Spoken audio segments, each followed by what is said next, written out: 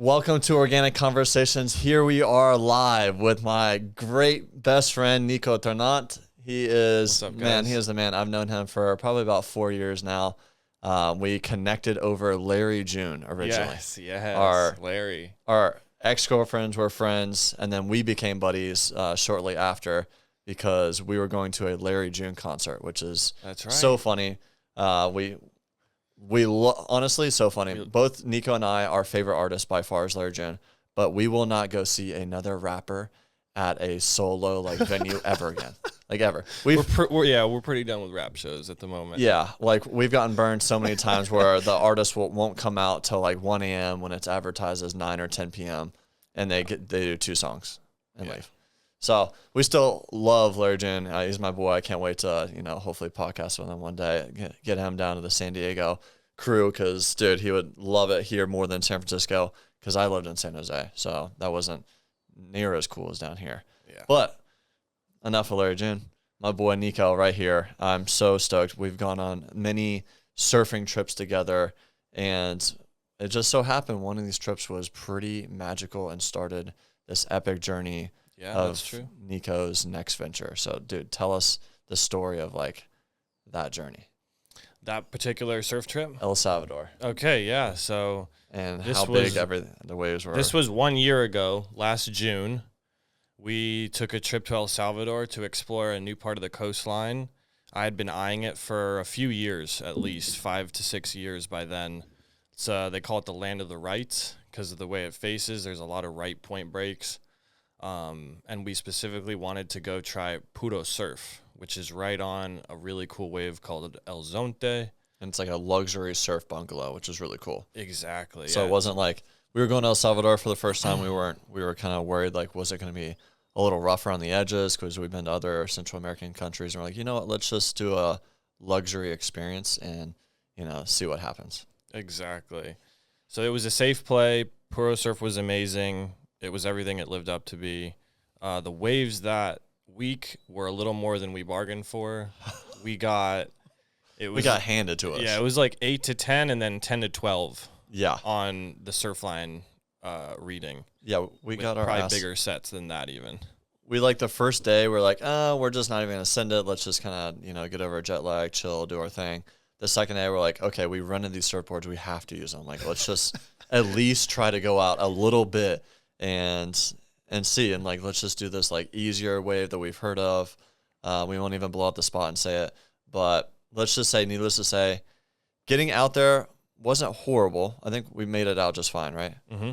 But we were out there and people were on guns, which is big wave surfboards. Yeah. Which that is a huge red flag. We saw a local with a life vest. A life vest. And I think it had the CO2 cartridge. It had CO2 for sure. Where you can pull it. Not good. If my ass is out there intermediate as hell with people on that kind of board and canisters, no.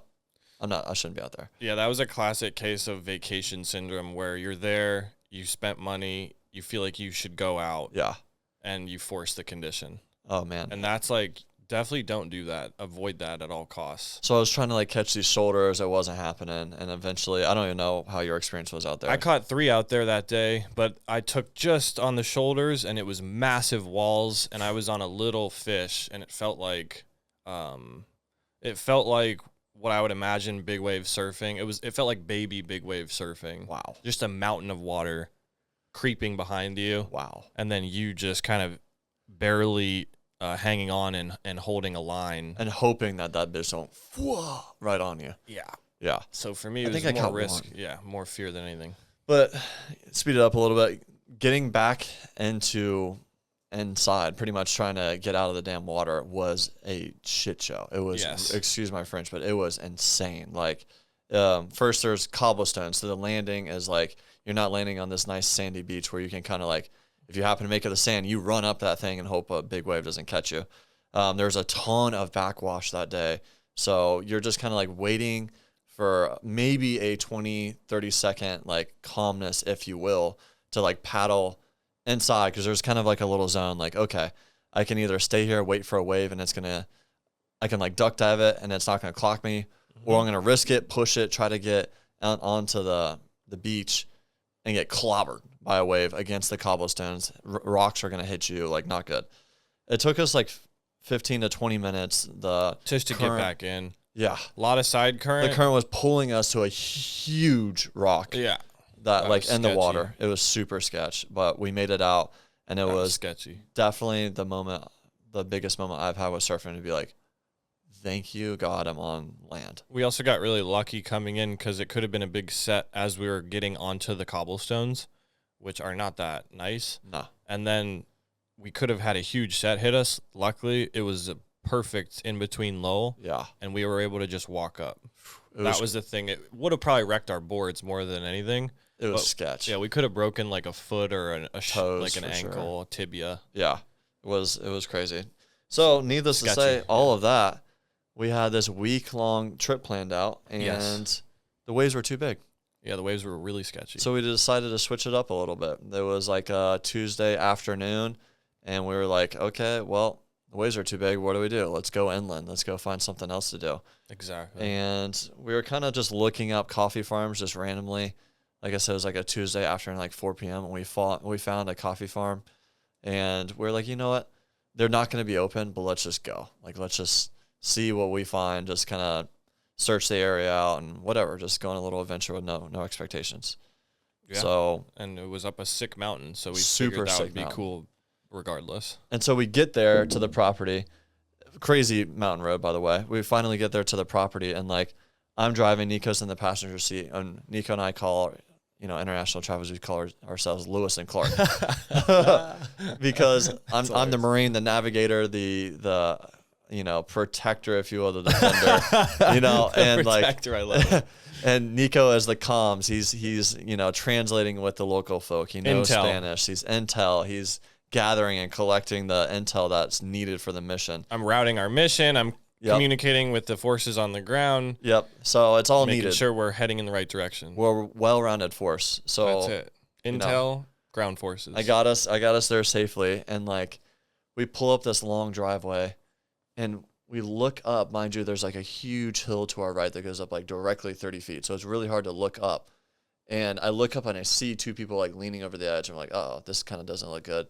Like, Nico pokes his head out and like starts talking to him in Spanish, and come to find out that the person we're talking to is the person that actually does the tours on the farm and manages basically the place. And he's like, basically, Nico spoke such good Spanish, and he was a white dude, so it's kind of like, oh, that's not normal. That he was like, you know what, come on up, like, come kick it with us for a minute. Yes. And the boys were drinking, it was two people, and the boys were drinking a little wine and something like that, right? And coffee. Yeah. It was wine. I think it was wine. Yeah, red wine. And he just invited us to like kick it for 5 minutes, and it turned out to be a couple hours. That's it. And showed us parts of the farm, let us see some plants. That's right. And also in the hangout spot, it's like you have a great view of the whole area and the whole mountainside that basically is some of the farm. So pretty. So we got to sort of see that, see part of the view. The moon was out, so you could kind of get a sense. It was still nighttime. That's right. Or it was sunset. It was like sunset into the moon. And it was really trippy got because a good view, actually. It's a jungle. So like, you're seeing these huge like clouds like kind of caress the landscape and go up and down and like speed up and condense and then dissipate, and like, it's really trippy just to watch the condensation, the precipitation or whatever, like, flow throughout the mountain landscape, the jungle landscape. And then we were like, diddle-daddling through the jungle looking at these coffee beans. Yeah. Like you said, it was dark. So like, it was incredible. It was really cool. The moon was shining down, reflecting like off of the dark greenery everywhere. You could barely even see the coffee trees. And it was just a visceral, beautiful experience. Like it felt like a fairy tale or like a movie. Yep. 100%. Like, felt unreal. And the guy like showing us the coffee beans is like the master. He like is such an extreme educator, great communicator. He has so much wisdom and knowledge in this that we're like, whoa, dude, like, how are we here right now? Right. Learning from the goat, and like, we're also in the jungle, like, by ourselves. Yeah. It was just unbelievable. It was so cool. So Nico pretty much met the man. Yes. of coffee in Central Americas. That's one of the head guys. I don't want to be talking. I'm just trying to paint the picture for everyone, in a very 100%. vivid way. But I want you to do the explaining. So I guess, we eventually go back to the coffee farm when it's daytime and gives us a real tour. Gives us a real tour. And what's shows that like? us everything. It's way bigger than we think. I remember. And I remember being surprised at how much it just looked like the natural, I guess, landscape.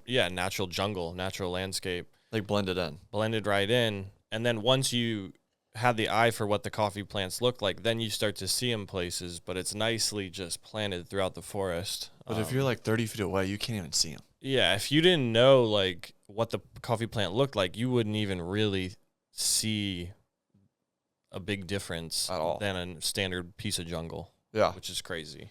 Like I remember looking, because it like rounds out and then looking across the valley, which is not that wide at that particular section, and not Doesn't seeing, even see. Can't Doesn't see even see it. Yeah, just big trees. And then the wind going through the valley is like tons of wind, like moving the jungle canopy. It's crazy. Yeah, it's at 5,000 feet, so inherently there's a ton of wind like coming off the ocean every midday and afternoon, and that's gonna rise right up the mountain.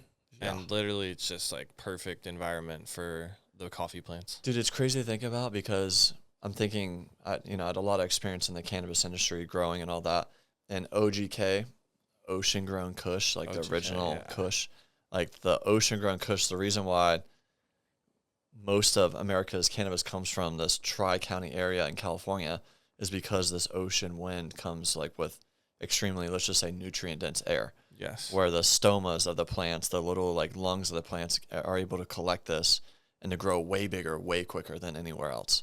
And that's the coffee the same contributing way. factor for sure. Like it's where you get your coffee beans from. It's literally like a vector, kind of like shoveling this clean air 100%. up the landscape. Yeah, the base of the mountain is the ocean.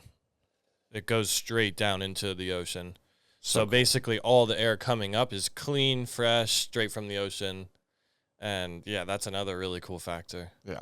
It's not even coming from other parts of the land where it could be more contaminated by humans or other stuff. And dude, you know what really else clean. I loved is the workers there were, of course, all local. Like they were really excited to be there. Yeah. They didn't, look like they hated their job by any means. Like, and they were like, giving us, showing us certain things, showing us the coffee bears. Like they loved what they did.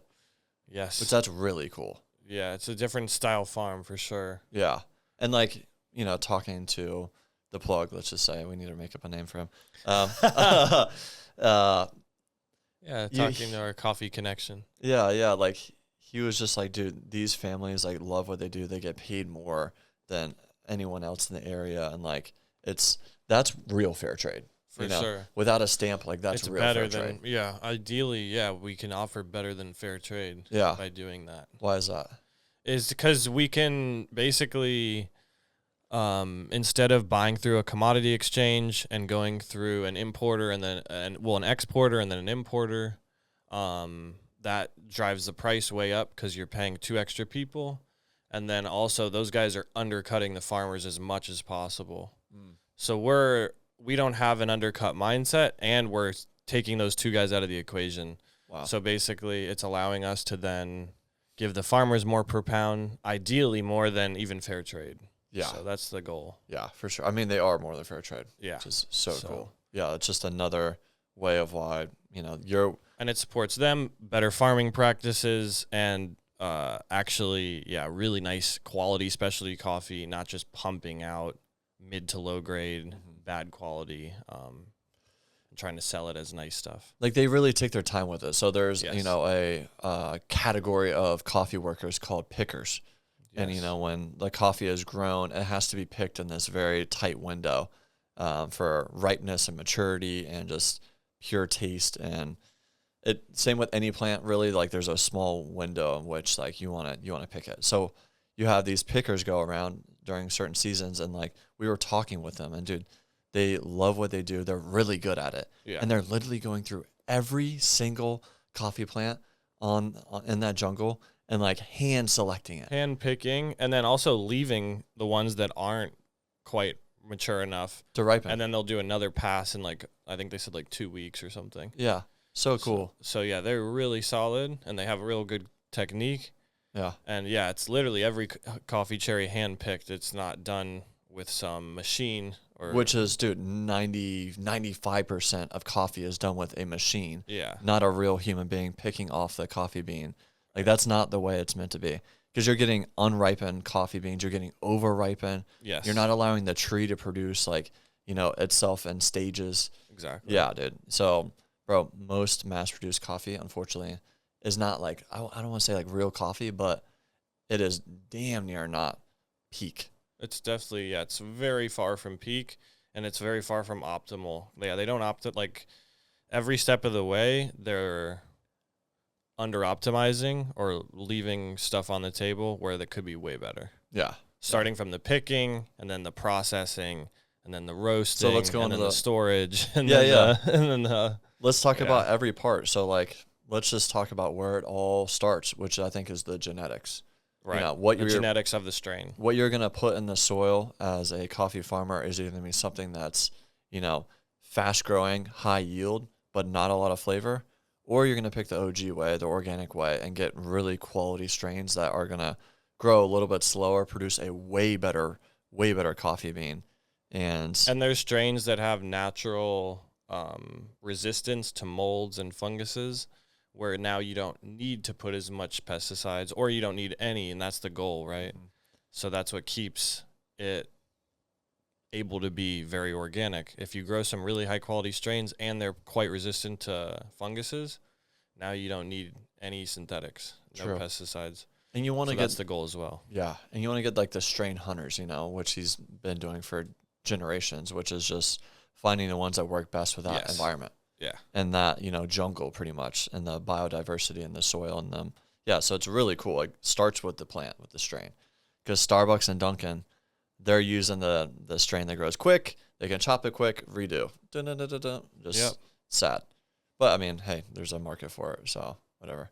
And, they're just doing fast churn, high yield. Yeah. But no quality. Right. Okay, so the next thing. So you get the amazing, organic strain that's been growing here for decades that they've been working on making a better species of it. And there's dozens of different ones, so it's like that's another thing. You could literally rabbit hole down that for true. But sorry. And no, it's okay. And then the next part is how it's grown. So once again, with the mass-produced crap Starbucks coffee beans, 95% of coffee beans, it's going to be grown sun-grown. So it's quicker to fruit, but way less flavor. In an arid valley. Okay. Tons of sun, no shade. The soil is soil's bad and depleted. No nutrients. Yeah, monocrop strip type growing. What is that? What is tilled? What is monocrop? Monocrop is just strips of the same exact crop. It's what you would consider traditional farming. Think of corn rows. Yeah, think of corn rows or rows of any crop just stripped over and over again.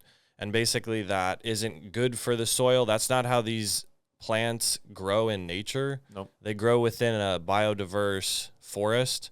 And basically that gives them the nutrients in the soil that they need to give the fruiting bodies the nutrients that the fruiting bodies need. It's like without the nutrients in the soil, the fruiting bodies won't get any nutrients themselves. And so... Because what's happening is other plants and trees and flowers are giving, it's basically a whole biodiversity in the soil. Yeah. To where, okay, let's say this banana tree is lacking the nutrient manganese.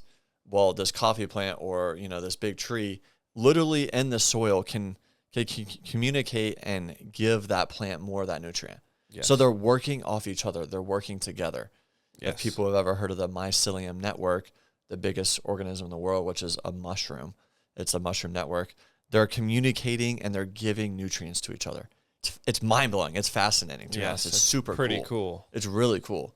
Like, people don't realize how alive and connected plants are to each other, and especially the same plant species are quite connected to one another. And that's only if the soil is healthy. If the soil is dry and there's no nutrients in it, none of that's happening. Right. At all. And what's happening is, I'm just going to continue to throw out Starbucks and Dunkin' because that's the most common coffee. Those are two popular ones. What they're doing is they're growing these huge fields of, let's just say it's almost sand. The soil is sand pretty much now because it's been tilled and cropped so much that literally they're just putting the plant in the ground, overwatering it, giving it synthetic nutrients because the soil doesn't have the nutrients.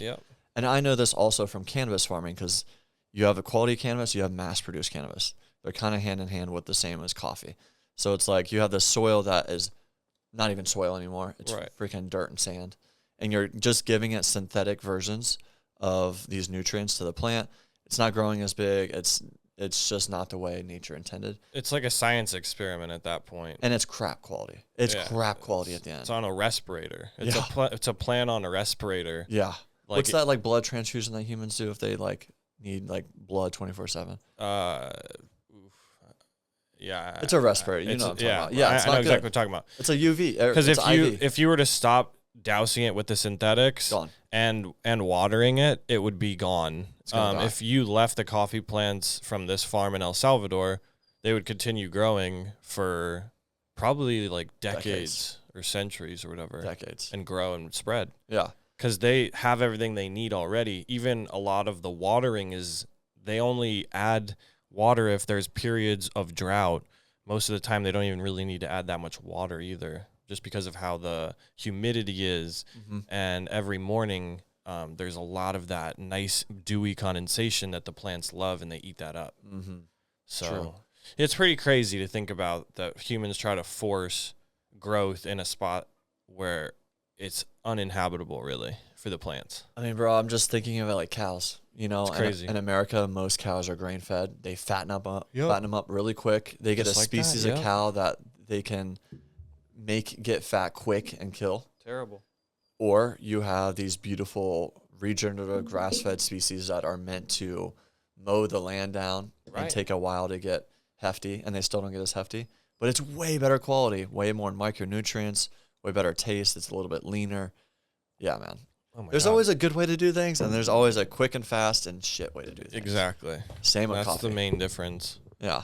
And and unfortunately, those big farms are the ones that come in usually from out of state, meaning like out of foreign corporations. There's a lot of Chinese. A lot of other foreign countries will come in, set up these big mass factory-style coffee farms, and then drive down the price and offer like a really poor quality coffee and slap the Costa Rica label on it. Sad. As, hey, this is a Costa Rican coffee. It's like hardly. Yeah. It's a terrible, terrible coffee. So, and unfortunately, then you have buyers in the States that don't know the difference and don't actually get to see what's happening because they're, say, a coffee shop in Iowa, and the guy's just trying to get by and supply his shop with beans. So he thinks he's doing right. He's by ordering Costa Rica coffee. Yeah, this is a good one from Costa Rica, whatever. Yeah. Turns out, boom, it's from a factory farm. Yeah. Doused with pesticides. And dude, it's hard to tell. Nutrients. It's like, horrible. The packaging, you go to any grocery store or coffee shop, you look at the packaging, they can fluff it up with these marketing terms. Yeah. But dude, like, there's 1% of people that are actually doing it the right way, like you are. Exactly. And maybe, I would say 1%, if that. Yeah. And if that. And the only way to really know is like, dude, I love that you're documenting the journey. You're getting a lot of content about this because personally, if I don't see you, a coffee owner, next to your coffee trees in the jungle in a biodiverse rainforest, bro, you might as well be getting it from the same Starbucks grower. Right. You know what I'm saying? And you probably are. And you probably just don't realize it. Because the importer, exporter, or whoever, the plug is lying to you.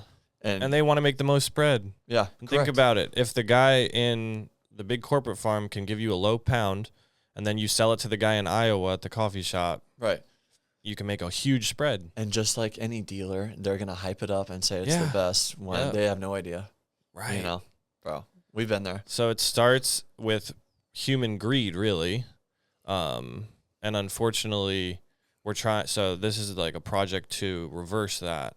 You're cutting out a lot of people, a lot of greed in the process. You're literally taking it from the pickers and the coffee manager and delivering it straight to these Americans' homes, which is really cool. Right. Yeah. Yeah. And your story, incredible. Your story is really cool. The fact that you go on these surf trips and then you get to tour these coffee farms. You get to be the QA in the process. You get to literally hand select these strains and like hand taste, you know, like how cool is that, bro?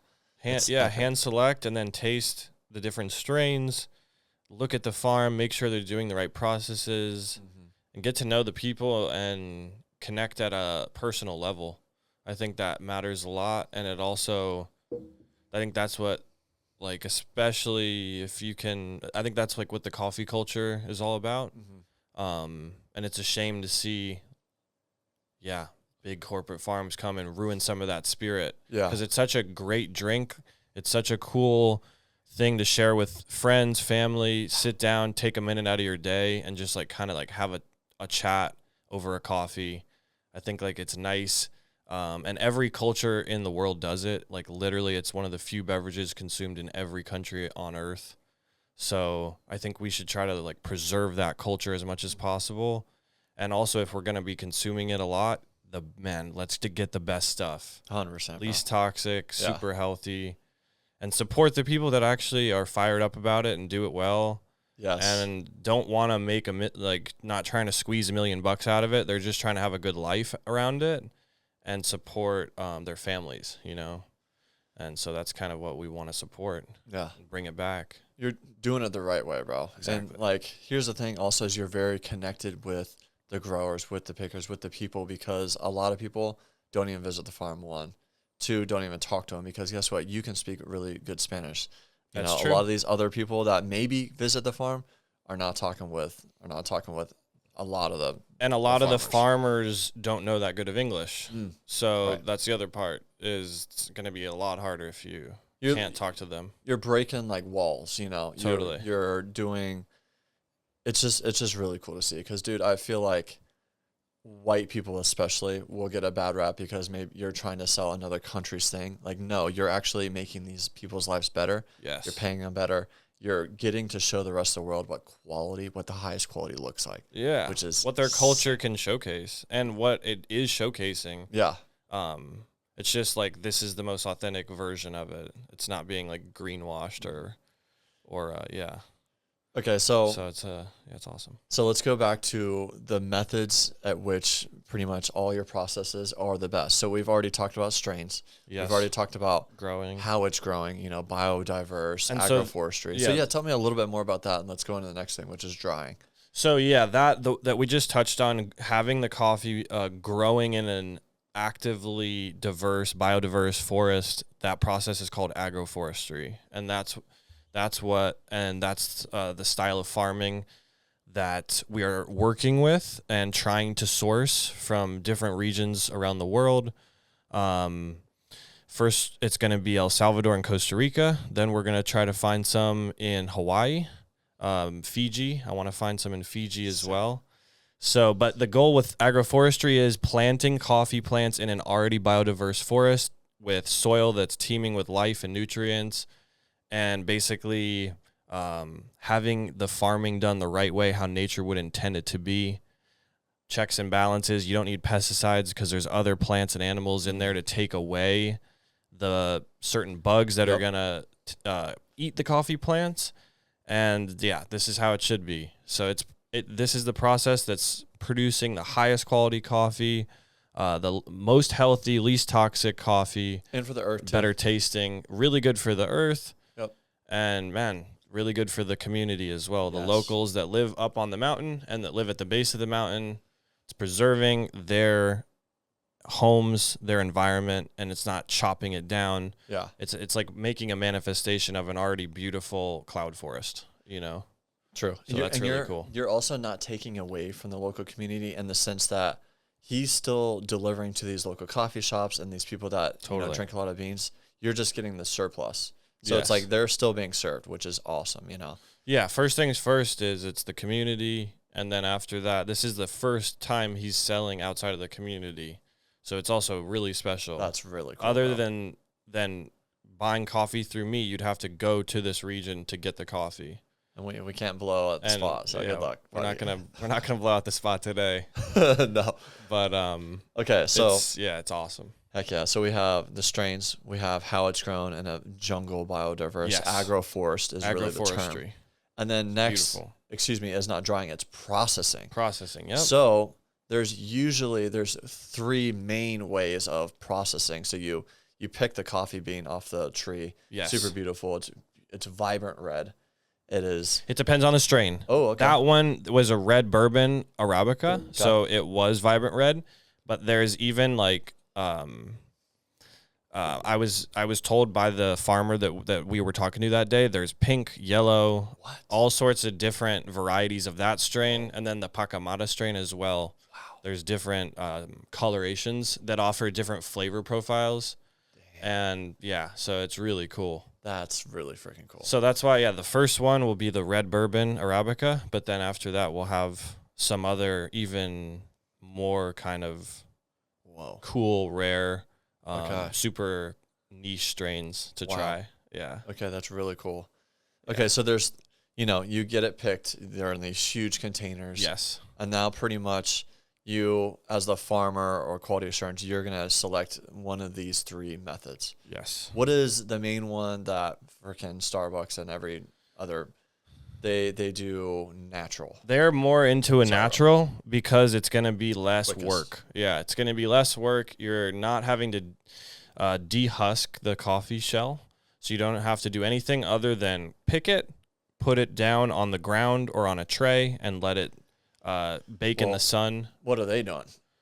It depends. They're putting it in an oven. Yeah, you can flash dry it as well. That's what they're doing. So sometimes they'll put it in the oven, and that's not great. That's what 95% of coffee is getting hot baked. Yeah. Not okay, dude.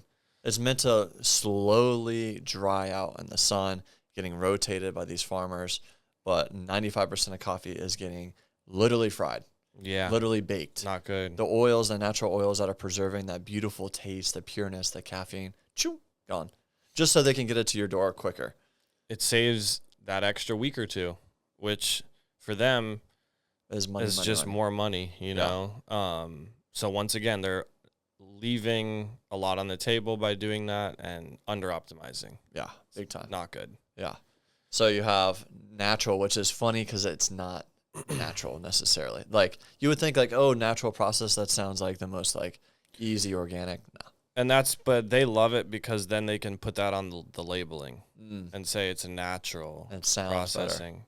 And to the average guy at your average grocery store, no idea. You have no clue. One says natural, one doesn't. You're like, oh, cool, it's natural. Yeah. Whatever.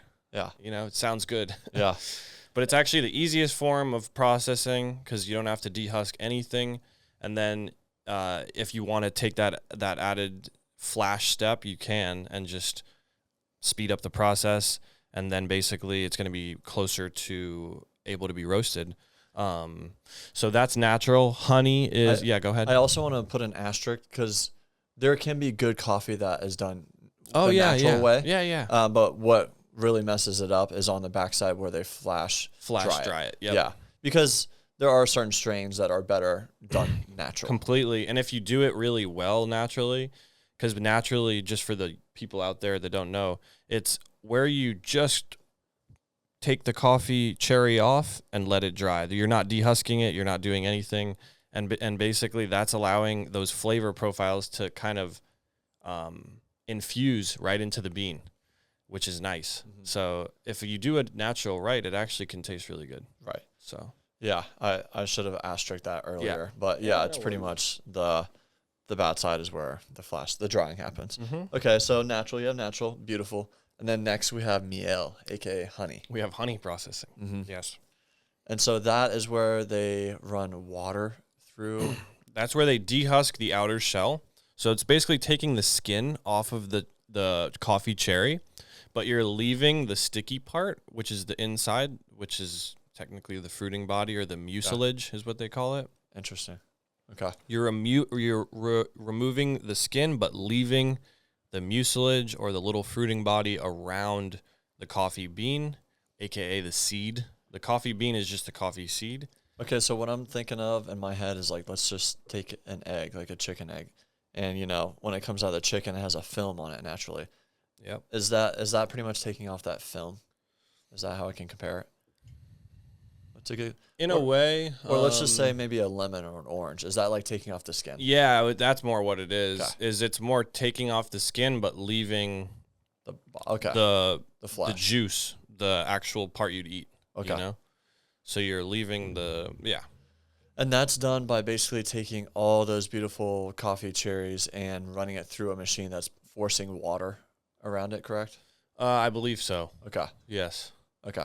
Cool. So there's honey, and then do you want me to talk about washed? Yeah, so the third method, the least done method, because it takes the most amount of work and time, is The washed. That's the full washed method, where you're taking away the outer skin and the mucilage, aka the fruiting body, from the seed, and now you just have the coffee seed, aka the coffee bean left. okay. And now that's after it's been fully removed, then that is dried over a series of, I believe, days or weeks. Right? Yeah. I don't think it's weeks, but it's days. Yeah, I think it's a lot less like drying time. Yes. Yeah. So it's obviously also dependent on factors like how much sun they're getting during the drying phase, what elevation, also the wind. the strain, all sorts of things like that. Yeah. And this is all things that the farmer and the farming team has to take into account, where they're constantly monitoring the weather to see when to rotate the beans around and to checking the conditions, because it can change quick to where they have to adjust, their drying method quick. And that's another thing that our farmers do that a conventional coffee farm wouldn't, is when it's being dried, is they're rotating the beans every so often to ensure that all sides of the beans are being equally dried. And that takes a lot of work, a lot of hands. Totally. Yeah. That takes a lot of extra energy and time, and it's a step that a lot of the big guys aren't taking. And if you want really consistent coffee, that's a huge one, because if you don't, man, your beans are going to be inconsistent. There's going to be pockets that are dried nicely, pockets that are overdone or underdone. This makes sure it's really consistent, and the flavor profile is going to be consistent. So I love that. Yeah. So we've gone through literally months of growing this plant, picking it, drying it, doing whatever method of extraction, drying it. Yes. And now it can all be ruined Yes. in the roasting process. Completely. You could have the best bean in the world, and you accidentally over roast it, you're cooked. You just cooked cooked your yield. No pun intended. Yeah. You're cooked. Yeah. So roasting. That's the next phase, though. I think we should kind of. Did I miss one? No. Okay. I was gonna say that's the next phase. I think we should denote that we're moving on. So we're moving on to roasting now. Yes. So after it's been dried and it's thoroughly and nicely dried, they move it over to the roasting team, and from there, that's where, just like Austin said, if you don't do it right, you can completely ruin the coffee. Yeah. And so this is an art in and of itself, and it's something that regionally differs from strain to strain, and also what the goals are for the producer, and what they want those flavor profiles. If you roast it, obviously lighter, medium, or darker, you're going to bring out a little different flavor profiles along the way. And so that's what's cool, is when you're in touch with the locals, they know how to extract different flavor profiles from different strains by roasting it in particular ways. And a lot of They're real tapped in. Conventional farms dark roast because they're just trying to bake it and get rid of any weird taste, because that's the most level way to do it. How do I describe that better? Yeah, right. If you over roast a little bit, you're gonna hide any imperfections that there might have been in the growing, the picking, and the drying phase. So say you picked a bean too early or too late, if you roast it a little more, you're going to even that out. You're not going to be able to taste it as much. So that's why, to me, even a medium roast from one of the big guys, call it Dunkin' Starbucks. Yeah. It's still going to be big. It's still going to be roasted more than the medium roast from an artisan roaster or from a high quality roaster, basically. Yeah. So it's much harder to roast light. It takes a lot more precision. It takes a lot more, knowledge of the strain. And then it takes a better initial product. If you're going to need a consistent coffee to roast light, or else it's going to be very bad and just not taste good. And so another thing is, I mean, dude, I see it in San Diego, which is really crazy, is people have these roasting machines that cost thousands. And that, like, bro, I'm talking like 40 grand. Oh, yeah. For a roasting machine. And they're like on Apple MacBook Pro, and they're like, you know, trying to like dial in these like extreme 0.001% temps and times.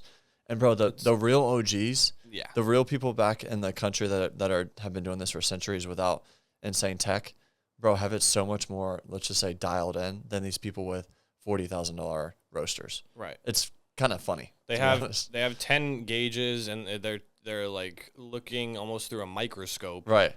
When the guy in El Salvador is feeling the bean, taking it out, tasting it, putting it up to his nose, maybe, you know, having a taste, like, it's a different process, and it's more feel oriented. Yeah.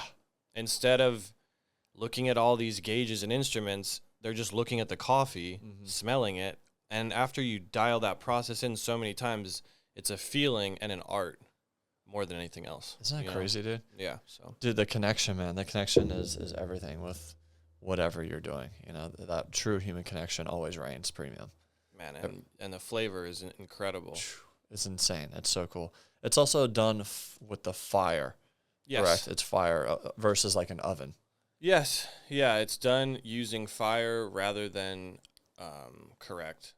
than a, I guess, traditional oven style. So cool. Roast, yeah. Okay, so do we hit all the aspects, and then it just gets packaged? It gets bagged. So then after that, ideally it gets packaged and sold so that it's within its optimal window. Okay. But a lot of the big guys, man, most of the time unfortunately, they'll roast it, and then they have a lot of lag time in between when it's roasted and when it's shipped out to be used. And that can be a big issue because that's where a lot of the mold happens. Oh, wow. People don't really realize it, but it happens like after it's been roasted. Wow. Because they're doing so much volume, and say there's like a little delay on one end of the supply chain. Which happens often. Now you have a ton of coffee that's sitting, and because they think, oh, it's coffee, it'll last forever. Sitting in a port, sitting in, wherever. So then basically, like, it gets roasted, it gets bagged into the big bags. Yeah. And then sent to various places. And that's where it can sit for weeks or months on end. And it can be in like a humid storage environment where mold can grow. And in general, it can, even if mold doesn't grow, it can go out of its prime just because it's sitting there for too long. You know? Which is the prime in a non-sealed bag. A lot of those big burlap sacks, those like 20-pound bags or 50-pound bags, they're not sealed that well. No. So it's not an airtight sealed thing. So you're losing a ton humidity tight area. Yeah. So you're losing freshness. You're losing quality because now you're getting mold spores on it. And once again, this is 95% of people's beans that they're drinking. Right. Is mold. Is moldy. Yeah. And it's because, they're sitting in these huge container ships or whatever, going from sea to sea. It's Starbucks, it's Dunkin'. It's absolutely crap. Yeah, and that's why people get extremely jittery or anxious on coffee, because they're drinking moldy-ass coffee, bro. And a lot of people, that's the way they start every day. Every day. So it's like... And they don't know any better. Bro. And they've never tasted what real coffee tastes like. Exactly. Which is such an experience. Bro, I'm always the type I used to be always the type to get like, a latte or some type of seasonal flavoring or whatever the heck. Bro, now I drink my coffee black because it tastes so freaking good. Yeah, that's this huge thing I learned from living down there and tasting great quality coffee is you're like, oh, this is how people can drink it black if it's actually good coffee. Right. If it's bad coffee, that's why you need to put the sugar, the cream, the Splenda, the syrups. It's basically a milkshake. It's like a sugar shake. It's not even. It's crazy. It's not even a coffee drink almost. No. And that's every Starbucks drink is like some crazy frappuccino. That's like, this is so far separated from what real coffee is. But I grew up thinking if you didn't do that, it just wouldn't ever taste good. Same. You know? And Because we so didn't have quality coffee. I never got into coffee until living down in Central America because of that reason. Because I was like, man, if you don't have the syrups and all the in it, and the syrups made me feel terrible. Right. So. Because, dude, a lot of coffee syrups are not healthy for us at all. In fact, Exactly. if you aren't making it homemade, bro, it's crap for you. Right. Syrups are filled with gums, with artificial sweeteners, with sucralose, with artificial flavoring. It is horrible. This is what most of America runs on Dunkin'. Yeah, they run on bullshit-ass syrup-filled coffee that is literally just a sugar shake. It's not real coffee. I think I actually remember ordering a Frappuccino and adding like a double shot or something. Yeah. Because I had no idea what that even really meant. I got like a mocha Frappuccino way back in the day, and I would add like extra mocha to it. Dude, that was so far removed from what real coffee is, bro. Yeah. One time it was a hot day. I got that. I drank it too quick. And then I got to the beach or whatever. I straight threw up. Wow. I had to go behind a bush and throw up. It was insane. That's so funny. And then I was scarred from coffee after that for like so long. I bet. But then, yeah, like when our guy gave us the coffee down in El Salvador and told us to drink it black, whenever someone says drink it black, I get a little nervous. Yeah. But then Dude, I tasted it and I was like, oh, I could have a gallon of this. Yeah. And not feel any headache or anything bad. Like, dude, literally. And it tasted great. Tasted so good. It was crazy. Such an experience, dude. It's just like, you know, like when these wine people, what's their sommeliers? Yeah. When they have like a really good wine, like you cherish it. You taste the love that's gone into it. You taste the quality. You sip it. Like you swirl it. You swirl it around your mouth. Like you enjoy it. It's so true. A good wine tastes so much better than an average or a bad wine. Right. Like it's like a different item. Yeah. It's crazy. It really is. And dude, same with coffee. Yeah. It's the exact same. And people don't even realize that. Yeah. The 1% of coffee, which by the way, I haven't been able to find unless I bring it back myself from Central America or it's yours, Healthy Morning. Right. It's like, dude, every other coffee, even in town, bro, there's this one coffee shop I go to that's good, but it's not Healthy Morning. That's it. You know, and that's me in Southern California. That is like the mecca of cafes. Right. So imagine a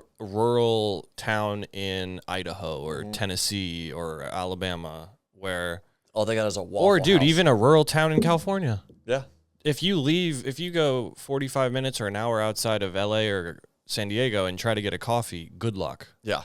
Because, and that's where you're going to have it masked by, you know, cappuccino, a latte, or cortado, you know, that you're masking the flavor because it's espresso based. One, by the way, espresso based is not the best way to try a coffee, to try a quality bean, to try any type of coffee if you're looking to actually try the raw, real thing. You can't get a good sense for the actual flavor profiles. At all, because you're kind of, you know, flash baking it once again. It's also condensing, like when you put the espresso shot into a condensed form, you'd have to basically have a bunch of different espresso shots just by themselves. But most people are drinking a latte or a cappuccino or something. So then it all comes into, well, what's the milk? Because a lot of the milk's going to be different from place to place. So, sure. Yeah, like you said, it's not a good way to actually showcase and taste a coffee. Not at all. The best way is a black. Drip. Pour over French press, drip. But as long as it's black and it's consistent, you want that, obviously. Yeah. And dude, a drip I think is probably the best way. And then maybe after that, and I'm talking in terms of like trying to taste it, right? Trying to get a sense of the flavor of the strain in the coffee. So I think this is personal opinion. I don't know if this is fact, but I think drip and then it's pour over, and then kind of farther back is French press because it's it's like a different method of extraction, and then way farther back is espresso. Yeah, anything latte, blah blah, whatever. Even if it's an espresso shot, what's happening is that time under tension, that pull rate. The time that you're allowing the coffee to saturate that hot water and then to be poured is almost instant. You know, the second that Breville, whatever, the espresso machine heats up, it is shooting that hot water through the coffee, and 10 seconds later, it's a shot. Whereas a drip or a pour over or a French press, you're really allowing the coffee material to saturate, to bake in, to remove these polyphenols, these terpenes, these oils, to infuse the flavor too. To infuse that water, to infuse the flavor, to really sit in there and bake. Yeah. And pull in, you know, a lot of that. Whereas espresso, boom, time under tension, you're pulling it. Once again, it's that convenience, the convenience that's killing us. It's the And that's the norm as well. A lot of people in a coffee shop, you can totally get in some places you can get a pour over or a French press, but that's like the rarity of coffee shops. Yeah. And then a lot of places their drip is just not good. No, like not at all. They don't put any time. They just don't seem to put any time into it, because I think it's a lot of the customers getting drip are just in it for, I need my morning coffee buzz. Yep. And I want to get into my workday or whatever. They're not even thinking about the flavor. But the issue is, it's because they don't know that coffee can be anything more than some morning energy drink that's bitter. Great way to put it. A lot of people don't even have the thought process, this actually could taste good. Because they haven't tried it. Because they've never experienced it. You don't know what you don't know. Right. And like, I have never had good quality coffee until, a year ago. Until we went down, yeah. Yeah, maybe 2 years. Yeah, and it's like, most people are drinking crap quality coffee, and the method of which they're drinking it is unfortunately either not healthy or you're just not getting quality out of it. Yes. Like, this coffee could be an experience right here. Like, this could be a decadent experience where, I'm sitting back, I'm smelling it. The method at which I used to brew it was a beautiful method, and where I'm placing love into this. And then, I sip it, I swish around my mouth, I'm experiencing the full complex palate of it. I then gulp it down. What does that taste like? Oh my, most people are like, I need the caffeine. Let me drink this black coffee, this espresso shot, get it down, energize. Oh, now I'm jittery. Oh, just because they have crap quality coffee. And they just never experience what it's like to experience a beautiful thing, to stop and slow down and try this shit out. Exactly. Sit down with me, dog. It's beautiful. Once you sort of understand all the factors of it that have gone into it, it makes you appreciate it more. And even if you don't have that much time, it doesn't, to me, take that much time to make a pour over, a French press. I can make a French press while I'm doing other parts of my breakfast in the morning. Yep.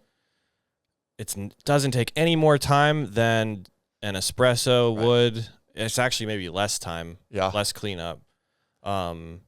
So I think that also people like to say, oh, I don't have time, I'm going to do my K-pods, my Keurig pods. Oh, my God. And I hear that all the time. Oh, in the morning, I don't have time. It's just, well, it's like you're making a fruit cup or your yogurt or your breakfast or whatever. You can heat up a kettle of water and grind a couple of grinds of coffee in under, I think, 60 seconds. Yeah. It's that easy. It's that easy. And then why not, once you can do that in just a minute, enjoy the whole process while you're drinking it. Now, instead of having to choke it down just to get energy, now it can be fun and actually give you an incredible buzz. It'll feel a better buzz. And now it's going to taste incredible. That's You're what's getting wrong a great with flavor. Our society, bro. We are in this rat race, this rush to do everything, to do the next thing. We are not stopped. That's what a lot of other cultures, go to Europe, go to Central America, stop, sit down, slow down, talk to the person you're across from, take your time and experience life instead of rushing the next thing. Oh, I need the caffeine because I slept horrible last night and because I ate like shit the day before. And so now I'm going to rely on this caffeine and then repeat. I would love to look into how much K-pods are sold in Europe. I would bet that the K-pods are very unpopular. It's probably like big hotels. It's like the minority of coffee consumption versus in America, I'm sure is like 30 to 50% of people, maybe not 50, but 30% of people are probably on the pods. And think about how much time it might save you. 30 seconds. Guys, K-cups are horrible for you. They are and the planet. Horrible for the planet. Where do you think all your pods go? Right. Into a landfill. Filled with shit coffee. You're literally flash brewing hot water through plastic. What does that give you? Microplastics and shit quality coffee. BPA, yep. And so, and then, you're throwing this pod out. You're maybe putting recyclable in. Guess what? That ain't getting recycled. You throw it in the trash. It's going into a landfill. More plastic on the earth. Oh, and now you're filled with, moldy-ass coffee that's making you jittery. K-cups are bullshit. And by the way, please stop drinking K-cups. And the whole system is filled with hoses that are plastic, reservoirs where the water goes, plastic, and the water gets super hot. And guess what? When it gets hot, it's going to leach the BPAs. People are not cleaning these water reservoirs. I've seen some moldy lime calcium buildup reservoirs in their coffee machines. After 6 months, what do you think's going on in those hoses? You think it's perfect? Right. You know, No. There's going to be little bits of mold there's in the hole in the hoses. Yep. And garbage. Yep. You know, little crud and crust. Disgusting. And then that's going into the coffee you're drinking every day. That's, I don't think that's my follower base. I would hope not. I'm sure there is a little bit, but regardless, this is speaking to the outside people that don't have their healthy morning dialed in. Right. And that's the thing. Like, I love your name, Healthy Morning, as a coffee company, because it's an experience and a mindset. It's a mindset, and it's a reminder to slow the heck down, be intentional with what you're doing, how you're spending your money, how you're going about your life. And the processes of which you do things and how you consume things. Yes. Because, dude, I have a problem with that. I'm a consumer of social media too much, where it gets me. A lot of people are a consumer of fast food or, the energy drinks or whatever. And it's like, hey, why don't we just take a step back, slow down, maybe get off the algorithms a little bit. Enjoy ourselves, enjoy the time as human beings here on this earth, because we got a lot of this. We can spend a little more human time together and drink some good coffee. Yeah, a lot of people are saying they don't have time in the morning, but they're probably like somehow on Instagram Reels or what's your screen time? Or I'll show you how much time you have. Yeah, or TikTok or whatever, and then they're gonna put the K-pod in. Oh, wow. And then that allows them to do a little extra TikTok. Yeah. They're going to get an extra three reels out of it. Oh, man. And it's like, guys, just exchange the 3 reels for the 30 seconds it takes to do a pour over or a French press. Yeah. Or buy a good drip machine, which now they exist. It's a little more expensive, but if you get a good one, it'll last years. Yep. So what's $400 if you keep it for 4 years? $100 a year? I mean, dude, that's nothing. Come on. And if that's for your health, for you not to feel jittery, moldy, all that, bro, that's worth it. Especially if it's something you do every morning. Oof. Like, true. It's crazy to me, the people that undercut a process that they're going to do every day. Why not try to make that as optimized as possible? Just like if you're going to, eat certain foods very regularly, or you're going to, obviously we all need to drink water and breathe air. So if we can make sure these things are done as optimally as possible, breathe the best quality air, don't live in huge cities if possible, or have an air purifier, It's like if you do these things every day and there's toxins in it every day, you're going to stack up. It's not going to be good for your health over time. So that's a huge mission. You're right, dude. And I love that, bro. I love healthy morning. Like optimizing as much day-to-day processes as you can. And it shocks me the people that it's like working out. It's like, why do we work out? It's like to stay healthy, man, to go through life and just give yourself poor quality food, poor quality, beverages, and it's no way to live. Man. No, it's just no way to live. I'm looking up coffee mate ingredient. Okay, that's gonna be wild. Because the thing is, it should be 1 to 2 ingredients. It should be which cream. should it be? It should be like cream from cow's milk. Yeah.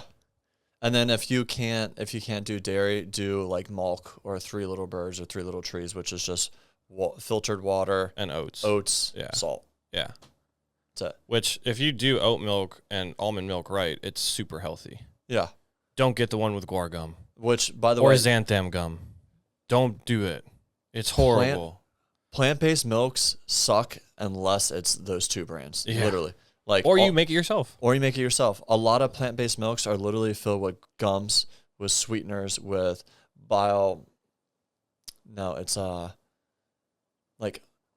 fortified minerals, not biodiverse or not bioavailable minerals. So it's literally like leaching minerals out of your body because it's taking away from. Wow. It's crazy. Yeah, dude. Plant-based milks are bullshit.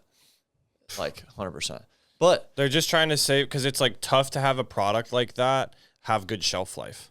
True. Which is why if you can and you have like literally 10 to 20 minutes, you can make a big batch of oat milk or almond milk at your house. And then you keep that for 3 or 4 days and then do another one.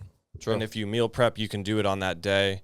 It's actually easier than you'd think. Yeah. And there's like a million tutorials on YouTube. Because, dude, if milk or plant-based milk is sitting on the pantry for months, you can guarantee there's so many gums and thickeners in there and preservatives. Horrible. Bro, coffee-made ingredients. You ready for this? Oh, boy. The most common coffee sweetener in the country, in America. It's horrible. Which, by the way, 1 in every 2 Americans are obese. Not overweight, obese. That's sad. This is one of the reasons. Corn syrup solids is course. the first ingredient. The most heaviest prevalent ingredient is corn syrup solids. Because it's cheap. It's cheap. They can We buy a subsidize bunch corn of in it America. in bulk for cheap. Second ingredient. Greed. Once again, greed right there. Second ingredient.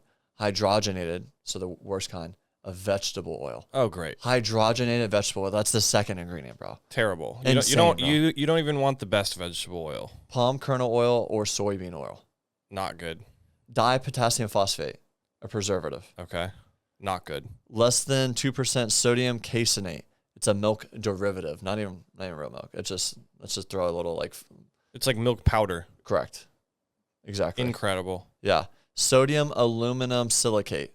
Not sure what that is. Probably a preservative or a thickener. Mono and diglycerides. Horrible. I'm pretty sure that causes trans fat, which is a fat that's extremely hard for your body to get rid of, if not impossible. Insane, bro. Hold on. Big bold print. Ingredients derived from a bioengineered source. A lab. People are putting lab-made bullshit in their coffee every morning. And no wonder they're jittery, they're fat, they feel like shit. They're drinking horrible coffee, one that's been monocrop tilled in the sun, shipped to you moldy. It's supposed to be creamer or like a milk, basically thick milk. And, supposed to be. And there's, out of all those ingredients, there was only one that was actually milk-based, and it was milk dust. It's basically, that's how gypped you're getting. You're getting some milk dust and thickeners that make it look like milk. Yeah. Dude, it's as if like a drug dealer is cutting it. That's what they are, bro. So imagine you have 1 kilo of cocaine and you take 90% of the cocaine away. It doesn't have to be cocaine, by the way. Sorry. Okay. Well, okay. Yeah. You go to Pablo Escobar. Let's take a kilo of C. A lot of people are like, oh, but they're drugs these days are stepped on. Imagine Coffee Mate stepping on your shit. Coffee Mate is 95% non. It's lab made. Right. It's in a lab, bro. A It's chemist insane. is making your coffee creamer. It's insane. Creamer. Yeah. Real creamer is half and half, or like raw cream from a cow. Like, and people buy it, and it's not even close to. What it should be illegal. By the way, the powder they can sell that is flammable. Coffee Mate powder is flammable. Wait, the milk powder? Yes, it's flammable, bro. I need to do a video on this, but like, please, Ricardo, put an overlay of this shit, bro. It's insane. It's literally will light on fire. It's insane. Your coffee creamer, the Coffee Mate bullshit that 1 in every 2 Americans are probably drinking, is flammable, and it's made from a lab. I know for a fact you can't light milk on fire. Please try. If you tried and are successful, please send me a message with the video. Yeah, we'll send you some shit, dude. I'll send you a lot of free coffee. Yeah. What's another ingredient that we can look up? K-cup. I mean, K-cups. That's just gonna be coffee, right? Let's find out. Sure. Let's see. What is this? Because what is this Starbucks vanilla? The thing is, there's probably flavors of K-cup pods, and the flavored ones are gonna have a bunch of absolute. Yeah, go ahead. Here we go. Starbucks vanilla cafe latte K-cup. Oh, this is gonna be a riot. Okay. So it's ground coffee. Wait, can we guess how many added sugars? Well, just how many. Because it should be one item. It should be coffee. But let's just guess. I'm going to guess there's 10 ingredients in this K-cup. No. Okay. There's 4. Okay, wow. No, okay. 5, actually. Hold on. It's still a lot. Go ahead. Basically, go ahead and list it. It's sugar, soluble coffee. What does that mean? Probably just coffee. Soluble, meaning like with water. I think. Artificial flavors. Classic. Could be anything. Right, exactly. Non-fat dry milk. Especially when they say artificial, because even natural flavors could be anything. By the way. Correct. Natural flavors is usually a little better if you know. When they say artificial, they're like, guys, it's horrible, by the way. Yeah. That's when it's really bad. They're just giving it to you. Insane, bro. Yeah, Literally the one insane. that we saw the other day in the grocery store, it was very similar. It had over 10 ingredients in That it. was a K-cup? That was a bag of, should I say the name of it? Oh, yeah, please. It was the Better Buzz Oh, God. vanilla. I want to say it was a vanilla coffee flavor coffee that they had bagged in the grocery store. We looked at the back. There was corn syrup. There was, tons of different preservatives. Found it. It was at least 10 items of ingredients. Okay. Yeah, so once again, the greenwashing, the marketing, like Better Buzz looks trendy. And it's under the local category of coffee. And it's not. Which, even if they have local shops, if you're dousing your thing with a bunch of Sugar. crazy preservatives and corn syrup, that's the most, to me, anti-local thing. To me, local should be quality sourcing, handmade, like... Yeah, non-corporate. Non-corporatized. This is greenwashing. Greenwashing at its best, Better horrible. Buzz. It's... So, bro, when I used to drink, like, flavored lattes and all this, even when I went to Better Buzz, I had to get it a quarter sweet. Right. Because it was that sweet, and my palate was used to sweet shit. Exactly. And I had to get it a quarter, a 25% sweetness. And it was still like, what are y'all putting in this? Like, how do people like this?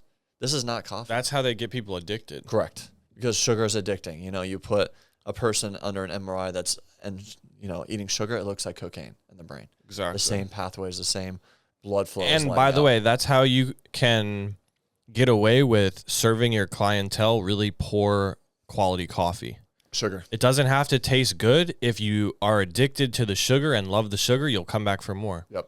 So You'll cool. come back like a lab rat. Guess how much sugar costs to buy? Nothing.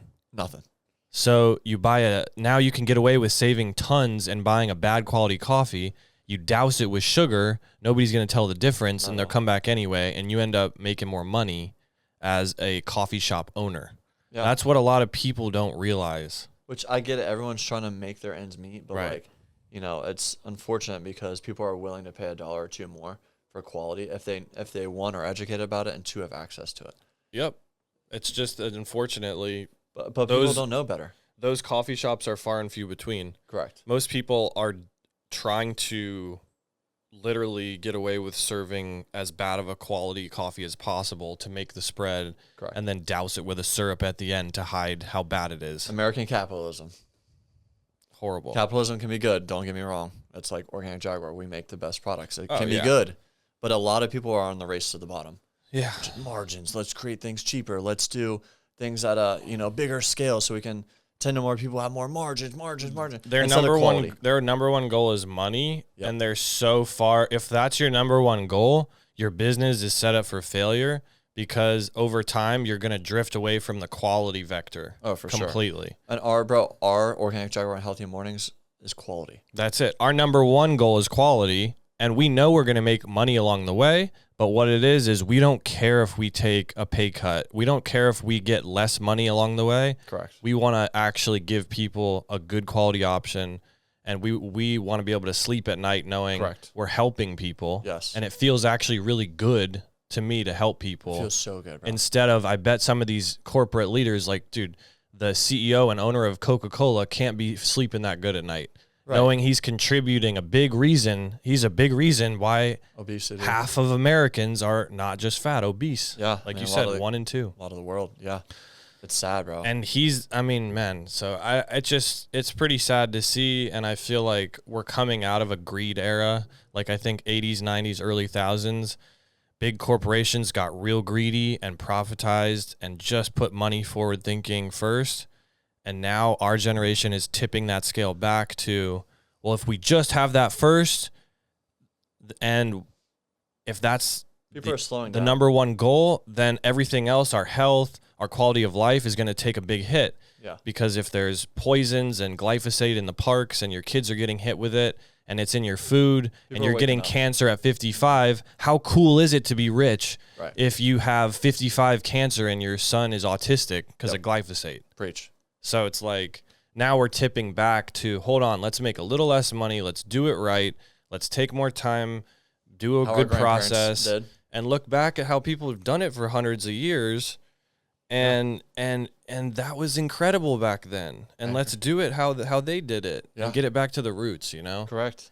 So it's cool to see that coming back, and people like you, Brennan, other incredible influencers and business owners that are taking a little pay cut to actually give people a great product. Yep. You know what I mean? People are waking up, man. It's unfortunate because it's a lot of sickness. Yep. Because of a lot of sickness, you know. How many people do you know that have an autoimmune issue? Bro, when I grew up, handful. Yeah. When I grew up, I didn't know what the heck. That was not a thing. It was nothing. It was Allergies rare. were not a thing. Like autism wasn't a thing. No. I heard the other day on Joe Rogan that it's now 1 in 10. Oh my God. It used to be 1 in 10,000. Wow.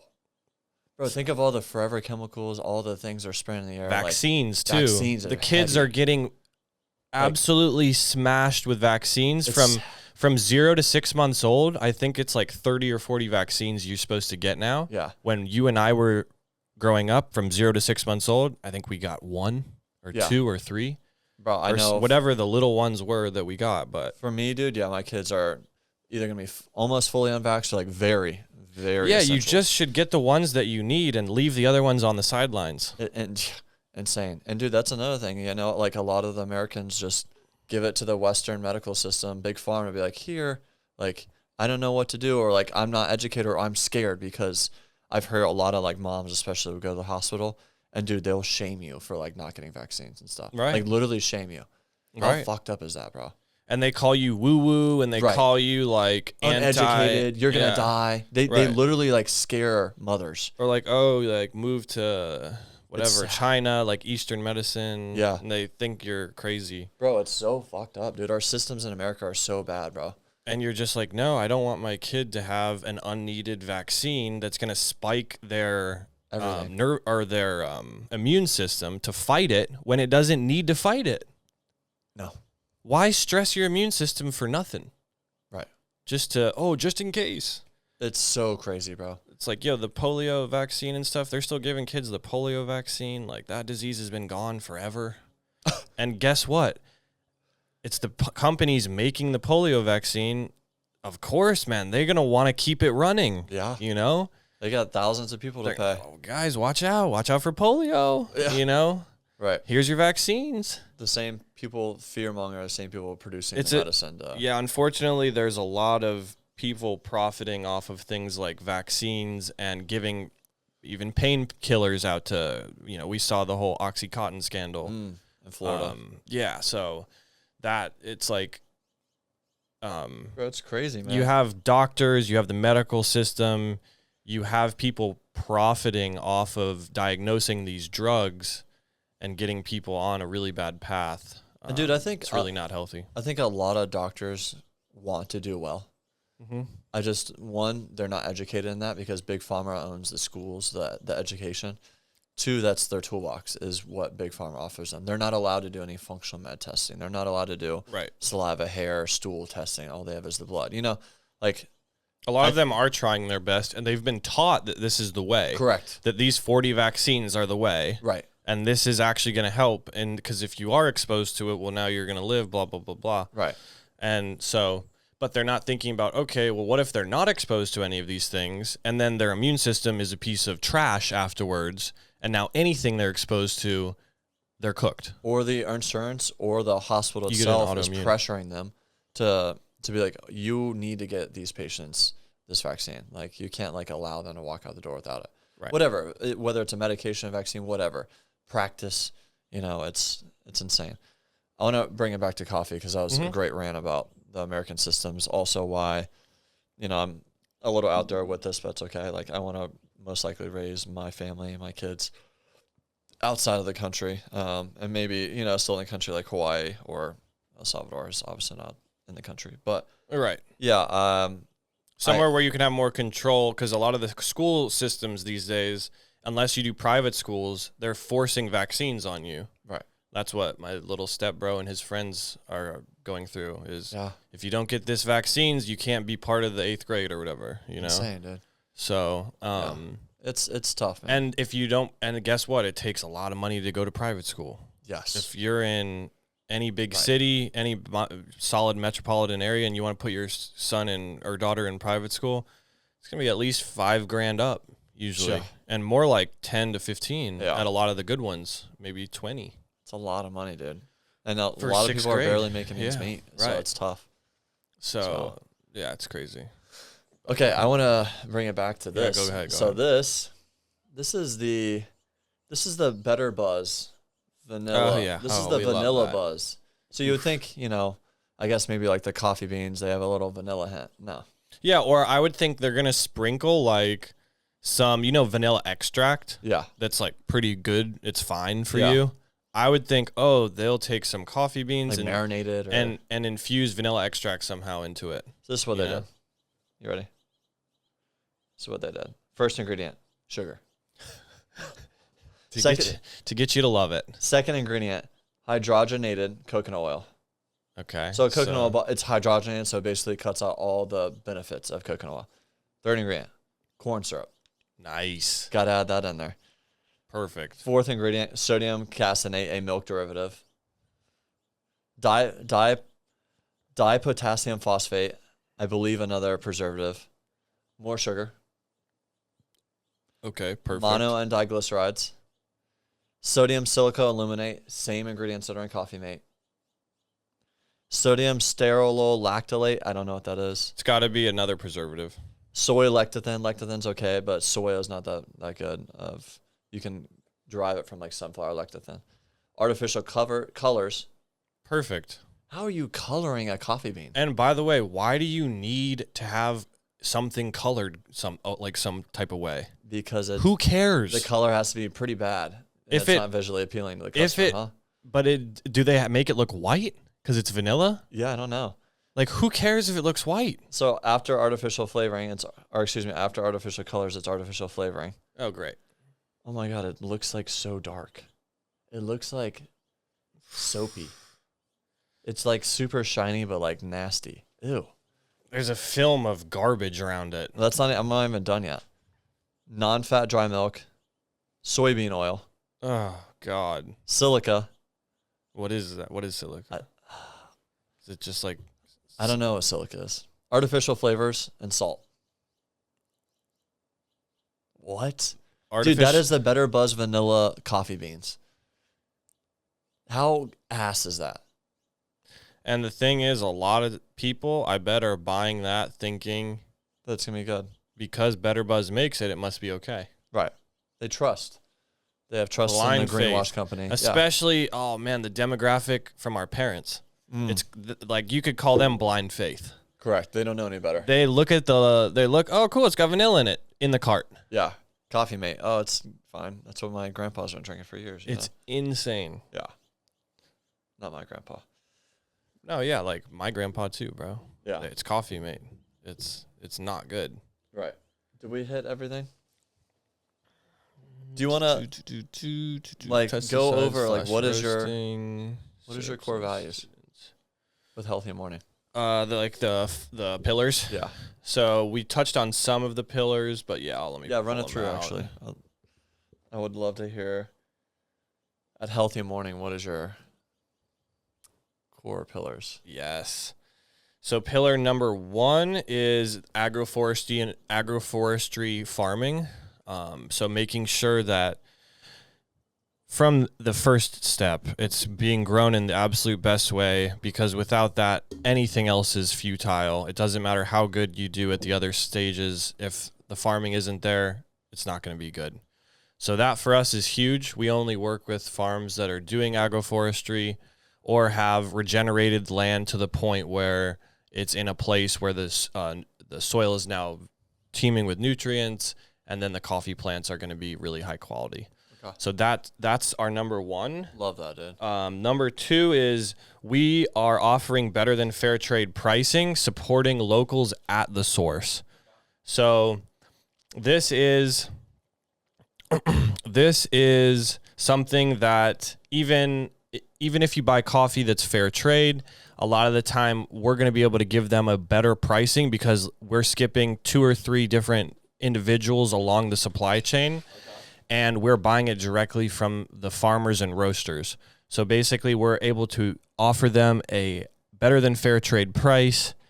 And what this does is it not only supports them, the culture of coffee, their families, but it also supports the environment. It supports the forests. It supports basically, it also is basically a carbon offset. With the more trees, the more teeming, diverse plants and natural environment that there is around, it's sequestering carbon, taking CO2 out of the atmosphere. So it's a triple win. It's a win for the locals. It's a win for you guys at home, and it's a win for Mother Nature. So that's a huge core value for us, is better than fair trade pricing. Next is coffee processing done right. So we talked on natural honey and washed processing. As long as they're done with high quality and good intention, all of those processes can be really good and offer different flavor profiles as an end result. So yeah, most of our coffees in the beginning are going to be washed process. We find that offers the most consistency, and it gives a really clear and incredible flavor to the coffees. But we're definitely no stranger to honeys and naturals as well. We'll be offering those down the line. And the drying process is slow. It's just going to be slow, dried well, and then rotated and on elevated screens. So the ocean air can get underneath, can get on all sides and create a really even dry. A lot of the bad farms will just lay it on the ground. Yeah. And let it dry, but it's uneven. It's not really done properly. Yeah. So, yeah, in the screens, it's specialty drying. That's actually kind of what it's called. And then our fourth pillar is high quality artisan roasting. We touched that. Super, super good. Like I said, each region has a different set of strains and also growing variables. So to be able to roast to the specifics of each strain is super important, and roasting and actually giving more money to the local environment rather than paying a roaster in California or in America to have that done. And dude, it's so crazy. You could have the best of the best stuff, whether it's the strain, the growing in the jungle and all that, the drying, the method of extraction, and boom, you can mess it all up in roasting. That's it. Which it is honestly similar to cannabis, to where you have the amazing growth, you dry it, you cure it, and then you can mess it. You can mess any single part of it up instantly. Right. Gone. And then, all your months worth of work gone. Yeah. Just completely down the drain. Yeah. It's brutal. And dude, so many roasters are roasting like dark roast because the quality isn't that there. So like to get a consistent cup of coffee, they're just roasting the heck out of it. Exactly. Yeah. Yeah. And like, dude, like a lot of coffee beans that I see, like crap quality coffee beans, are really dark and shiny. And they don't have like that light brown, like tannish, beautiful like cinnamon tint. They just roast the crap out of it, And that's usually a sign that it's covering up a bad quality. Yeah. Like starting product. Black coffee is like black beans, not it. That is not quality coffee. No. Yeah. You get way more flavor out of a light or a medium roast. True. And also, it's a lot harder to hide a bad coffee product. So, in general, those are going to be a better quality, in my opinion. The sizing of the coffee beans, too, I noticed, like, in yours, like, you'll have, like, small ones, too, because that's like, real coffee, Whereas, like, Starbucks, Dunkin', whatever, they're all big.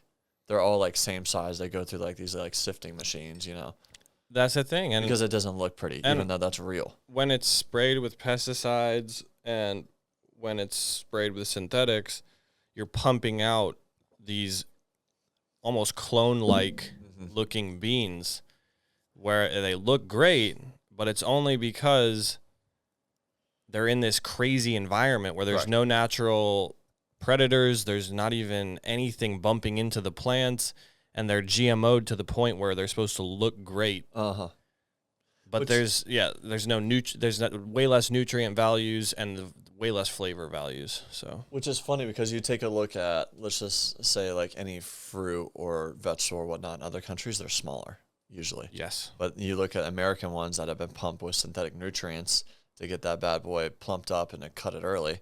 It's huge. It's like, what? What are we doing here? Yeah. You know, the chicken wings, bro. Yeah.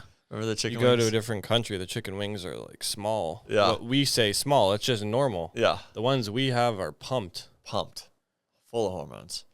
Crazy. Okay, keep going. It's so sad. And then the pillar number 5 is non-toxic brewing methods. Oh, and brewing we didn't accessories. really we touched on this a little bit, but not too much. Exactly. So it's for us. It's how can methods be toxic? So by a lot of drip machines have plastic hoses, the plastic reservoirs. Those leach plastics and BPAs into the coffee, especially because it's very, very hot. You're getting the water piping hot. That's transferring through a plastic hose into a plastic reservoir. Microplastics. And forever chemicals. Exactly. Forever chemicals, microplastics. And as the machine gets more and more used, it starts to degrade and sort of leach more as time goes on. Mm-hmm. So that's terrible. A lot of espresso machines, even high quality ones, even the Breville, the $800 Breville, there's a video where a guy took it apart. Like he took the main face off the front. Yeah. Literally filled with hoses. Yeah. Plastic rubber hoses. Yeah. And this is going right, and your coffee's going right through that.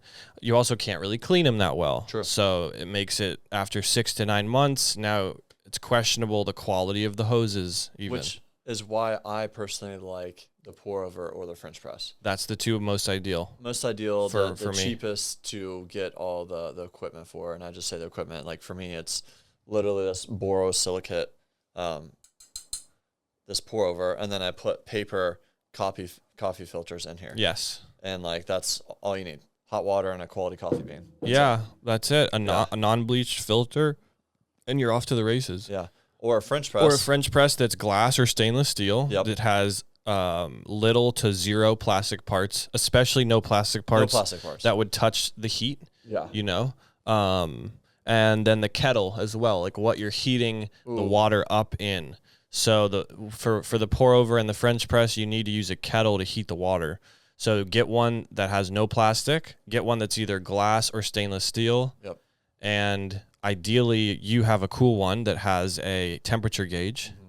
If you want to get technical, you can get one with a temperature gauge. That's really nice as well. It's really nice to have. Yeah. Yeah. Or else like you can let it heat up and let it boil, and it'll, automatically turn off, and just let it rest for like 30, 45 seconds. Exactly. You play around with that. You can get the timing. You can get as nerdy as you want with it, or as, But the goal is just eliminate contact with plastic. Don't let your coffee touch plastic. Yep. And that's everywhere, And right. And then I think the next thing after the French press and the pour over is a drip machine. Quality drip machine. Kind of expensive. Yes. To get like a glass. The good ones are $400 or more. It's a lot. To get a good one. But bring it back to your point, if you're using it every single day. Yes. And that's like something part of your life, like, would you not pay $400 for something that's going to last 5 to 10 years? And that's in your routine every single day. That's going to be non-toxic. Like, for instance, if you ask me, like, hey, you're going to drink water for the rest of your life, would you want plastic water bottles that a lot of people live off of? Or do you want me to get you a nice filter, an RO filter or whatever? I'd be like, bro, I'll spend the money and get the RO filter. Exactly. And that's essentially, I would love to get an all-glass drip machine, which you'll have soon. Yes. Yeah. We'll be selling those on the website eventually. Stoked. And obviously we're going to sell the French presses, the pour overs, good kettles. And yeah, it's like we were just saying, a lot of people would say, oh, $400 for a drip is expensive. Man, a lot of people will spend $400 on sunglasses. True. Or a pair of shoes or a jacket or something. A weekend out with the boys drinking. Or just at the bar, yeah.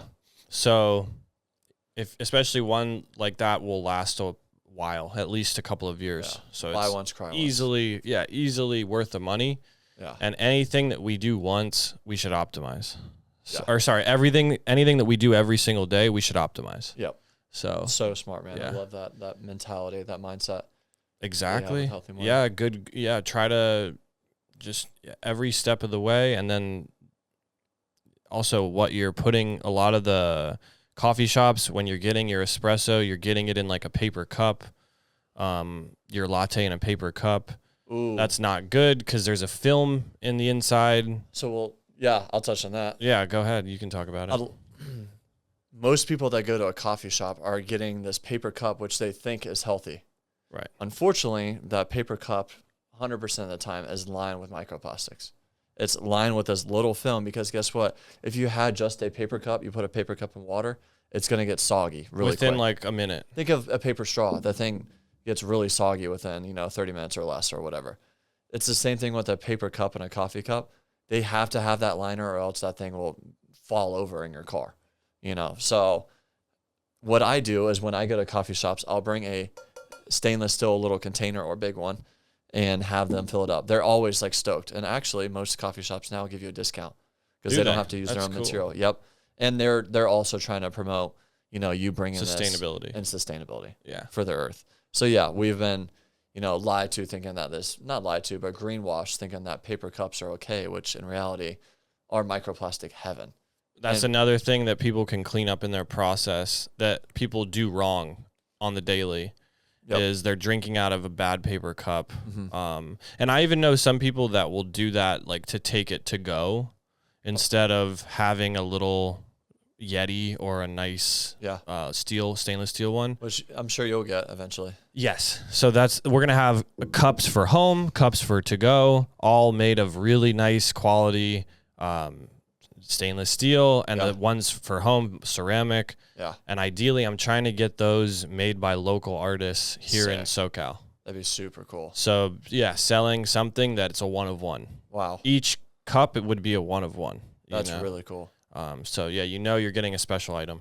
And the thing with the stainless steel cups, if you bring it to go to a coffee shop, because, like I said, all these paper cups are literally microplastic filled, lined, is it lasts longer. It's warmer longer it's colder longer. It tastes better too for longer. It tastes better. Yeah. And it doesn't, like, for me, I'm a sipper. I can't chug my coffee. So like when I go to sip on, a hot or a iced drink, an hour later it still tastes the same temp, which is awesome. It's perfect. Yeah. It's perfect for like daily on the go life and also long car rides and stuff like that. And you got a lid with it, spill proof, all that kind of stuff. So yeah. That's the way to go. Yeah. So we got the glass strip machine, the pour over, the French press. Is there another method we're missing? Oh, like the AeroPress. The mocha pot is pretty good. The little stainless steel mocha pot. The European. Have you seen that? It's very European. Yes. I had a guy ask me on the Instagram the other day, hey, is mocha pot what are your thoughts on it? I said, as long as it's a good quality one. Yeah. Because there are some real cheap, like Chinese mocha pots that you feel like, man, I could bend this in half, like the lid. So get a good one, and mocha pots are really good as well. So just a metal mocha pot and quality, healthy morning beans. Yes, exactly. There's no plastic. It's another great method. So yeah, I would say that's another good one. Those are the core ones. Core ones. Yeah. Okay. That's really cool. What's the next pillar? That's the 5 pillars. Okay. Super cool. That's our core 5. I love that. Man. Let's see. We could talk. Yeah, let's do current events. We can do a current event segment. I feel like we've covered a good amount. Non-toxic brewing techniques. Parts, yeah. Yeah, I think we've done quite a lot on that. Okay, so sick. Nico, what do you think, bro? All right. Perfect. Honest question, man. When you see these hashtags in the sky, I'm talking these huge like trails, these long, whitish, grayish lines in the sky that like, it's super interesting because when I look up and I usually see clouds, it's a very unique shape. There's no like lines or 90 degrees or anything like that in it. Right. What's going on up there? It's a question that I've been asking some of my friends that fly airplanes. And I asked them about, because you hear it on, because you hear it as a conspiracy theory. Sometimes you see it on social media or someone will talk to you about it. And it's, to me, very perplexing because we have the information as public information that since the Vietnam era, we've been able to manipulate the weather, the government, the U.S. government, and probably many other governments Project around Popeye, the world. if you want to see Okay. that Vietnam. Perfect. Yep. So it's like on one hand, we have that as a capability, but then on the other hand, we have a bunch of like a lot of the planes flying are like United planes, private companies just trying to run a business. You know what I mean? Right. So you have to think like, is the government trying to pay United to release these chemicals in the air, or is are these just government planes? Are these government planes? I guess there's definitely enough government planes that there could be planes dedicated to just that. Yeah. But so, yeah, a lot of my pilot friends have said there's contrails that happen when you go through a certain layer of the atmosphere, or if there's a certain temperature. Basically, there's like an ice crystal formation that forms behind as a contrail. Right. That's my understanding of it. But those dissipate. But then, yeah, I guess those are, yeah, to me, like I've also heard that they dissipate after. So I think it's probably a real thing, and it's probably a thing that, well, I guess the California government has announced that they're fully doing it. I mean, and I the think government itself, the U.S. government has said that we're doing geoengineering, weather modification, and cloud seeding operations. So it's a known big thing. It's a big science experiment, and hopefully we are getting sprayed like lab rats, bro. Yeah, we are the trails in the sky that stay up there, and they start as a little trail, little streak that slowly dissipate and then turn into a cloudy day. We're getting sprayed like lab rats. Those are chemtrails. This is a known thing. This is not like something that like is woo-woo or conspiracy theory anymore. This is a fact. And it's kind of crazy because I think if they were spraying it anywhere close to the ground, especially imagine they're going through your street and spraying all this stuff in the air. We'd probably be really worried about it. There'd people be rioting about it. But since it's, because 20,000 it's feet up. And no one really owns the air. Correct. No government or like so that's the other thing. Nation really even controls the air. The states control, I believe, up to 3,000 altitude. Yeah, there's definitely different airspace regulations for flying and stuff like that. My point is the state of Florida banned, geoengineering, chemtrails. Okay. They don't own the top airspace, and guess what? They're probably sprayed still. Yeah, they're getting sprayed just like everybody else. And people in my comments go crazy in other countries because they're getting sprayed. But when we go to these real out of countries, these real far out there places, I see planes. I don't see any trails. Yeah. What is going on? In El Salvador, we didn't see any trails. I'm going to say it again. We're getting sprayed like lab rats. This is heavy metals that are dispersing in the air like aluminum, strontium, barium, things that are intoxicating us, making us sick, making us angry, allergies, autoimmune issues. We don't even know, the other things that it's doing to us. It's sad, bro. It's really not scary. Good at all. It's not good at all.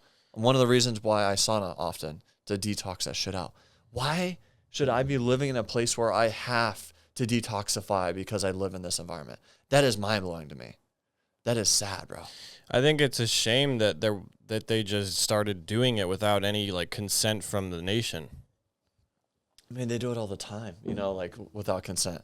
Yeah. All these cameras everywhere and like so sad. We don't have a lot of free. We think we have a lot of freedom. It's getting smaller and smaller. And it's such a fight back to get. And who are we fighting back? It's right. like, oh, is it Trump? No, it's like the collection of the government. And then there's just so many hidden doors behind, like, who's making the decision, the action that it takes, and then for us to, like, revolt. Like, good luck. Like, people want me to, like, go do protests and lead these things. I'm like, it's not going to do anything. Right. It sucks. I wish I can talk about it as much as I want. I hope I can educate more people. But I don't know, like, what we can do. Yeah. It's tough. I think it would make... I don't really know what we could do either. Yeah. Other than educate some people, maybe try to formulate some kind of a pushback. It's been a great clip. I was very emotionally charged right there. Yeah, for sure. But yeah, like the food babe on Instagram, she's doing a lot to try to remove glyphosate. Yep. and the ability for glyphosate to be sprayed like in parks, all over our food, golf courses, and you name it. So I'm like telling my best friend George, like, dude, you live next to a golf course. Like, do you know how bad that is for your family to be inhaling and like also the water you're drinking? I'm like, dude, people don't realize it. People don't. They'll put their golf tee down, tee off, you know? Yeah. And then I remember a lot of my friends would take their golf tee and put it in their mouth. Oh, Lord. You know? Oh, so man. then you're directly eating glyphosate every time with the tee. And then on top of that, even you touch your ball. Yeah. There's glyphosate on the ball because I think this is minuscule amount. I think where it's really bad is like people living next to it. Sure. And breathing in all the time. Every They're day. sleeping and breathing in. Right. You know, their AC unit, all that kind of stuff. And it's like over 10 or 20 years. You can go play a game of golfing if you live 10, 20 miles away. You're good. Right, but you shouldn't even like, even then, like you should be able to have a game of golf where you're not being inundated by pesticides. True. It's lame. Yeah. But I mean, why is our food system, fuck a golf course, why is our food being sprayed with glyphosate? Yeah. That's horrible. Greed. All back to number one. If the number one goal is greed and profit, we're getting screwed. Then the quality is going to fall off a cliff. Yeah. So that's it. Why is glyphosate bad? I'm sure many people are asking this because it's being sprayed everywhere. It's literally like killing the nutrients in our soil, killing our, it's Roundup, basically. Yeah. By the way, glyphosate is an antibiotic.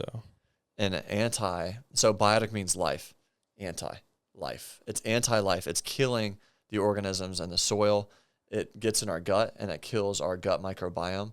So it's killing like bad things. It's also killing a lot of good things in our gut. That's why we have so much autoimmune issues right now. It's because of the pesticides that we're using. It's being sprayed on our food that we're consuming. It's spraying in the air that is being thrown. You know how wind patterns are. It goes all the way across the country, across the world. It's so sad, man. Yeah. And it's like our soil in America, I believe, has like 10 more years of health. Right. Because very few healthy years left. Yeah, the tilling, the monocropping, and the pesticides. Yeah.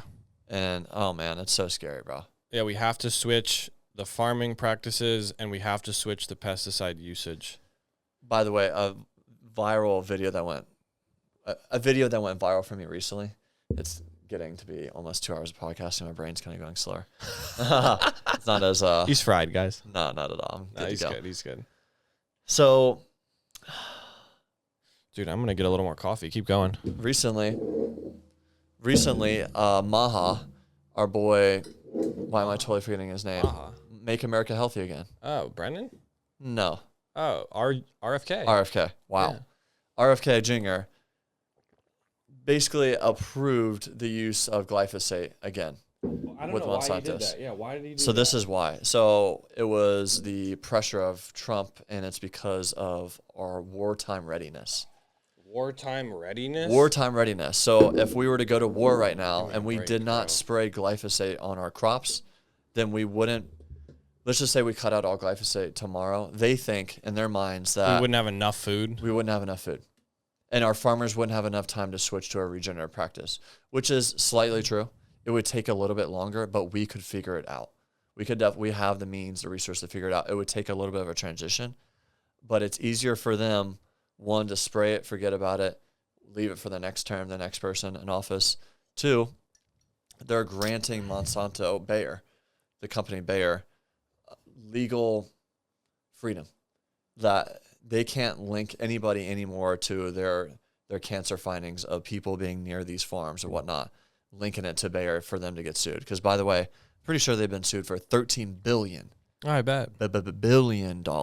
And they probably profited $100 billion or something stupid. Right. So they still made $75 billion. Right. Or something retarded. It's insane, or 84 billion. Our system, our government does not give a shit about us. Yeah. I don't know why I don't give a fuck about if you're a Republican or Democrat. The government doesn't care about you. The government does not care about you. No. They care about money. They care about power. That is. And I guess they want to have wartime readiness.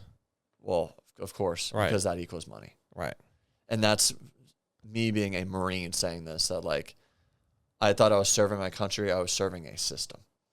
It's crazy. How fucked is that? I think though, like, that's not believing in the American people. Like, to me, if America really went to war, you don't think we could figure out how to grow some food? We could, but I mean, we're so reliant on the government now that we're Yeah. like chained to them. Like it wasn't like back in Right. the 1800s where it was Americans literally figuring it out. yeah, Like it's now where it's like, shocking. let's just wait for the government to help, like do whatever, and then we'll follow along. We'll get ran through the process. Boat race. It's with them. crazy. It's crazy, bro. What else is next? I'm firing off.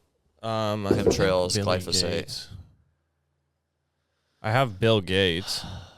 Okay, so ticks. Have you heard recently about what's going on with ticks across the country? I have from a couple flying friends. We were talking about it like 2 weekends ago when we were flying, but it seemed like more of a southeast and eastern United States issue. So this is what's happening right now in the country with ticks, with the Lone Star tick in general, which is heavy on the East Coast and then the South specifically. Okay. It's been bioengineered to basically have the alpha GAL syndrome, which is when it bites you, you get immediately allergic to dairy and meat. It's insane. And guess what? Guess who has a vaccine ready for people that are allergic to dairy and meat? Pfizer, right? Yep. Yeah. And Bill Gates Yeah, is they told me that the other day. heavily invested It's in the crazy. research of this. And it's really weird because these farmers and random other people are finding huge boxes on their land of ticks. We're finding dead animals all across the country right now and full infested of ticks. And then, dude, people, you can look this up on Reels And on TikTok. how did they find out that the ticks were genetically modified ticks? Did someone find that out? Because of the number of cases that the alpha GAM syndrome, it's been linked back to tick bites and people getting immediately sick from it. And then also, this is, once again, the government has done this before, which they've basically infested a group of insects and allowed it to run rampant in I forget exactly what city, I think San Francisco, I believe, and to see what was happening with the population. Dude, this has been done before. The bioengineering of They probably did animals. it. They probably did it in Vietnam as well. They probably did. Let me actually look. Let's see. Try I'm to gonna give the Viet Cong like malaria or I'm whatever. going to have to do it on DuckDuckGo because Google will not give you this information.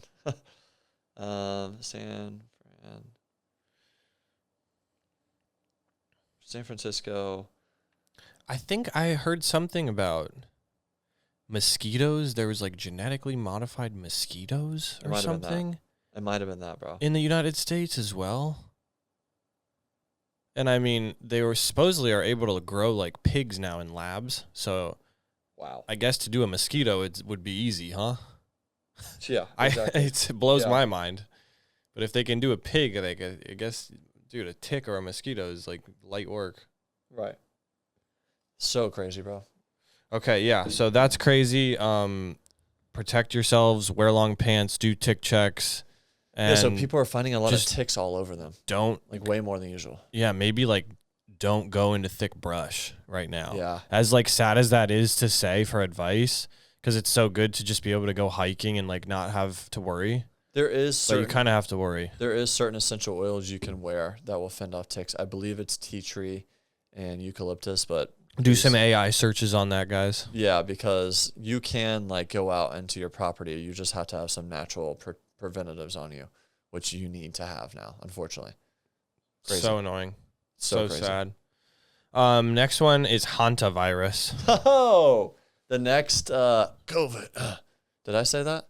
Because it Hanta. sounds just like it. I actually haven't even heard of Hanta until today when you had me write it down. Well, guess what? You're about to hear about it a lot more because it's the Oh, boy. new pandemic. Oh, It's perfect. It started in a lab, and instead of how did COVID start with bats, right? In a Well, they Wuhan say lab. it was bats, but it They was say a that. lab. Well, this time they're saying it's rats. They're saying it's rats, and then this time a cruise ship or something got infested with it, and a few people died, maybe. And so now Where is the cruise ship? I don't know. I don't know. Is We it should like look. under quarantine?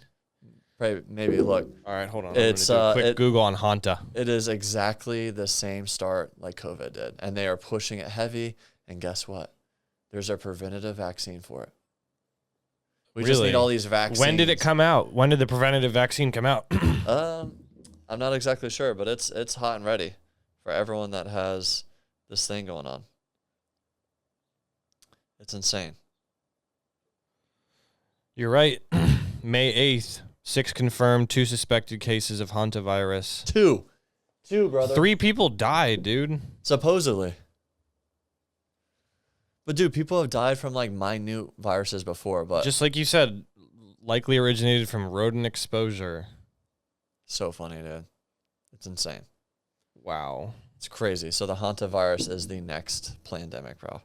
I don't think it'll make it as hefty as the pandemic. I don't think it'll make it that far because I feel like we're really just tightening up as a society and hopefully not believing everything the government says. Right. Which, by the way, is kind of sucks because now it's like people are like, don't even believe anything. That's the issue is now, especially online, With AI. you have to be so careful with where you get your information.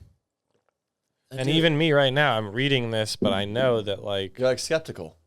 it could just be half right or like 80% right. And there's so many AI videos out now. It's like, how do we tell what's what? It's getting real weird, bro. So they say hantavirus is pretty dangerous. Mortality rate 35 to 50%. That's not good. No. Because COVID, I mean, was half of 1%, basically, or like 2%. But mind you, it's killed 2 people. Or 3. 3 people out It's of also billions of probably- people that live on the earth. It's also people with other factors. Guys, people have died from too much caffeine. People Really? have yes. Have they? Yes. I wonder how much milligrams you'd need. Not a lot. Because you can extract caffeine into such a fine form that, like, on pre-workout, for instance, let's just say that you took 5 scoops of pre-workout, you could die. If it's a 250 milligram. Yes. People have died from too much caffeine. For sure. Because you know why? I did a paper on it in college about caffeine. Interesting. And how it's the world's biggest drug. And like the government would have profited off of it if they knew how big it was going to be. What's the next topic? Sir? Okay, next topic. We won't go down the caffeine rabbit hole. Next topic is dating under Bill Gates. Under Bill Gates. How do you feel about dating in 2026, Nico? What's it like? What's it like? Give me an emotional charge. I'm in America, so that's one thing. I was just in Europe in March, and I think it would be a lot different there or in Central America. Okay, tell me why. Just because of people are more content with less in other countries. So what's wrong with what's happening here? I think what it is Get to the meat. It's a lot of people like keeping up with the Joneses mentality where you're like neighbor buys a Corvette, so you got to buy a Corvette, and then they get a lawnmower, so you got to buy a lawnmower. Okay. And so it's guys and girls alike comparing what the other person might have and trying to like value hop around. Versus it seems just like to me in other parts of the world, people, especially the women, are content with a more realistic lifestyle where it's not about how much nice clothes and Botox you get and how good you might look to everyone else. It's about how your day-to-day life is spent, like with your family, with your work, with hobbies and the environment you want to actually make a difference and impact in. So I would say it's hard to really find someone that is grounded, has good values, and doesn't have yeah, that's it. It's pretty hard to find someone that isn't seemingly I don't really know how to put it. Go ahead. I can tell you what's wrong with dating in 2026. There's too many options for everybody. That's it. You can be ugly, you can be hot, you can be in Idaho, you can be in San Diego. There's too much perceived options, fake options, if you will. Yeah. And everybody is getting this decision paralysis. This is what I believe. I'm looking at 6 mugs on this table, right? And it's like right now my brain is like, oh, which one do I choose? Which occasion? What variables are playing in my mind? Whereas if I just had 1 mug in front of me, it's pretty easy. Pick it up, drink from it, boom. Or 2 or 3 instead of 6. Right. So we have all these preconceived fake options, if you will. If you're on social media, if you're on these dating apps, I'm not even on them. And it's like too much already. I'm not even like dating because I'm, I still am like lightly connected, not connected with my ex, but I still think about it. And I don't want to be putting that on somebody else, someone new like that. And so it's like, I'm even sitting back from the dating table and I'm seeing like how like confusing it is, how rough it is to maneuver. I just think the decision paralysis is way too much. This is not normal. This is not okay. Our grandparents, all they had was the people that when they go out in public, their neighborhood, their community, their whatever. Right. Oh, there's Susie over there. Like, oh, she's friends with blah, blah, blah. That's all you have. Yeah, the notion of also having like a partner that lived in a different state, that was out the window. Yeah, like for sure. That idea of doing a long distance relationship, that wasn't an idea.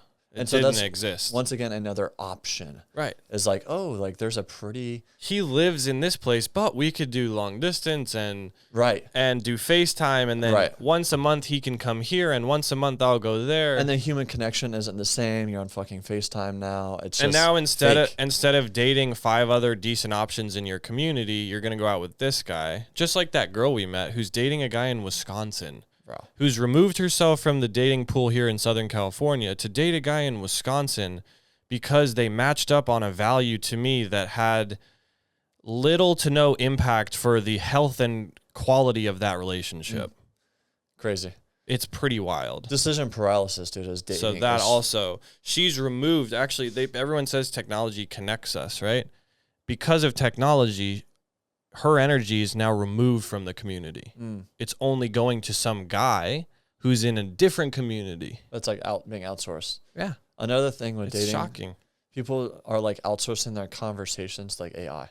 Like, oh, how should I respond? Even like therapy, bro. Like people will like, what should I do about this breakup or like this trauma response, whatever. Yeah. And they outsource it to a AI, bro. I couldn't believe it. Get a real therapist, bro. Go to Inner Peace. Like, get a real therapist, dude, because I heard that some people I know even were talking and asking AI on advice for what to do in their relationship. That's what I'm saying, bro. It's not okay. You think some freaking software code is going to have the answers for you? And it's going to agree on everything with you. It's not okay. You're not getting a human connection that's going to like really test you. Exactly. Bro, my therapist, dude, Maria, Inner Peace, like shout out her. She's changed my life for sure. Perfect, yeah. But I also had to put in the work.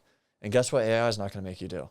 Put in the fucking work. Yeah. You know what I'm saying? So it's like technology, it's giving us this illusion of a lot of choices, and it's taking us away from the community. And dude, like, all we're seeing is the best of somebody. And I'll be the first one to admit it. I'm not going to put a picture of myself looking retarded. Exactly. You know? Like I'll maybe sometimes put a funny one up just to be like, hey guys, this is kind of me. But like, dude, we're just seeing the highlight reel of people.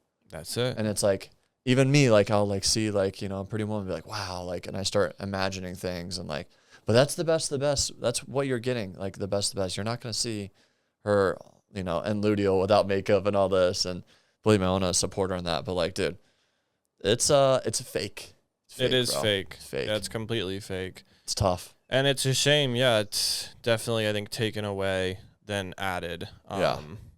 Like, dude, if you have a good one, like, water that relationship. You know what I'm saying? Like, the grass is greener where you water it.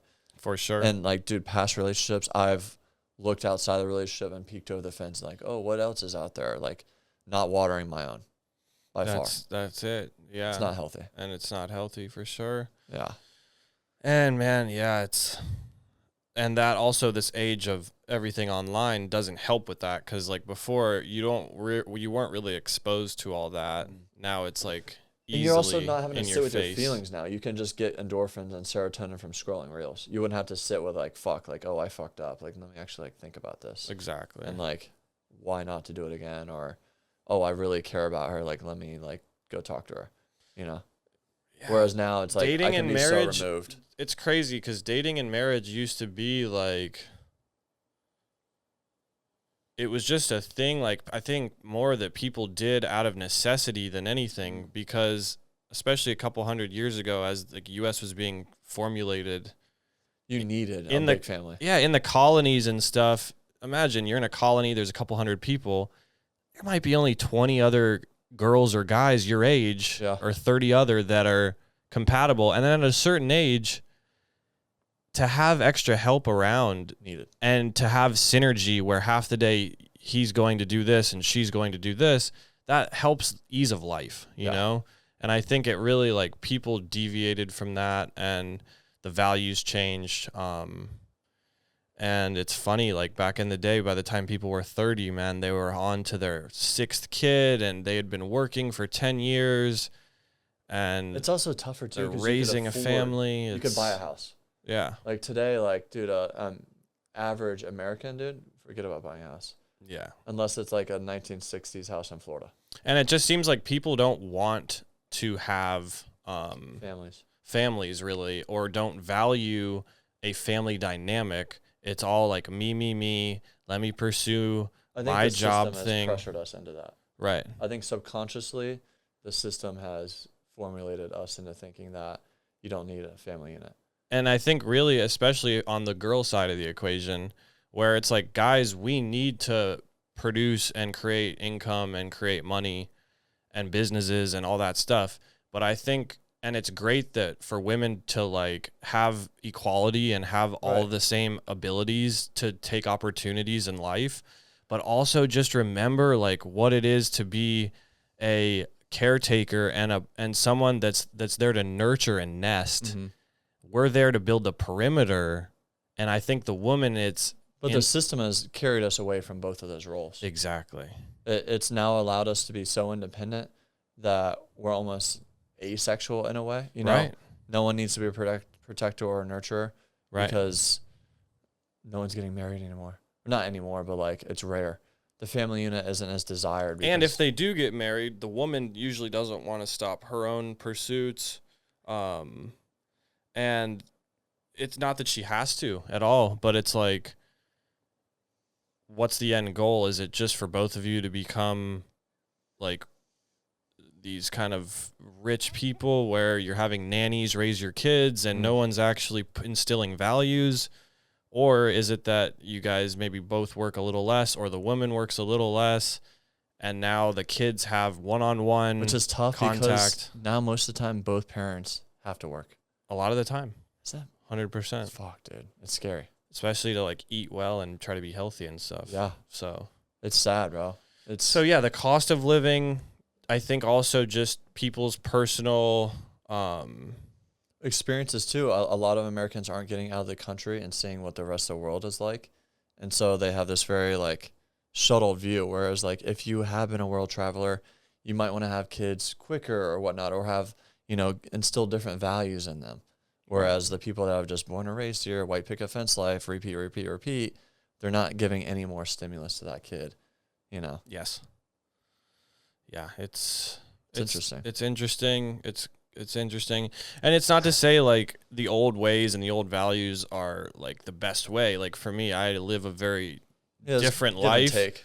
I don't have a white picket fence type life, you know. I have a lot of friends that own homes and have very stable salary-based jobs with benefits and all that. And it's like, I'm not saying that you have to do that and have that white picket fence life, but like, you could still have a white picket fence and raise your own kids, but once again, that costs more money. And, you know, it's just like... And if you look at the byproduct of the kids that grew up as kids of celebrities where both parents are off on their conquests and their crusades, and you look at the outcome, I mean, 8 times out of 10, the kid is not in good shape. And then you look at a kid with a more wholesome family unit, homeschooled, especially some parents that are around the house and able to be there for the kid. They're respectful. Man, the values, the respect. The athlete, you know, like, everything is so much different. Yeah. So it's just like, and that's how, like, once again, if you go to other parts of the world, they just prioritize that. Yeah. They just want to be around the kids, and that's part of life. Because they're not consumed in this rat race. They're not in the rat race. That's perfect. They're not as concerned. Yeah. They're doing fine. They're living great. They have good wages.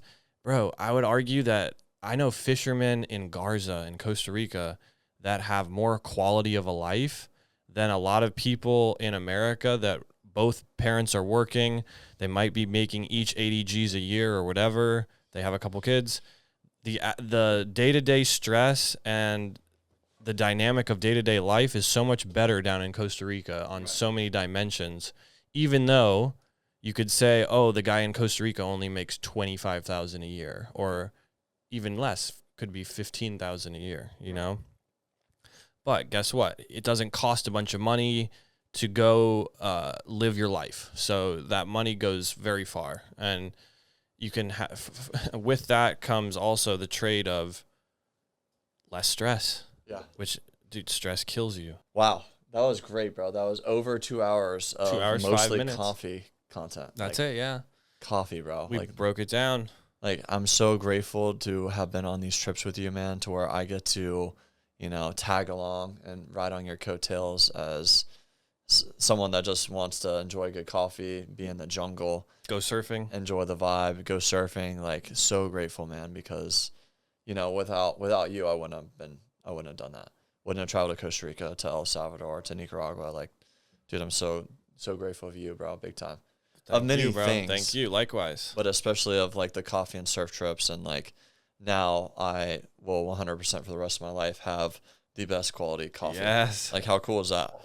Like, that's so freaking cool. I'm stoked for you, man, because I remember when I first started Organic Jaguar, I remember when Brendan first started Santa Cruz Paleo, and just like what a venture and how like fun that was. It's still super fun for me in the middle of OJ, and like watching you start from ground zero. You're building the Shopify, you're contacting the importers, you're doing all these things that like you're getting the foundation built of what's going to be the best quality coffee direct to consumer company that there will be.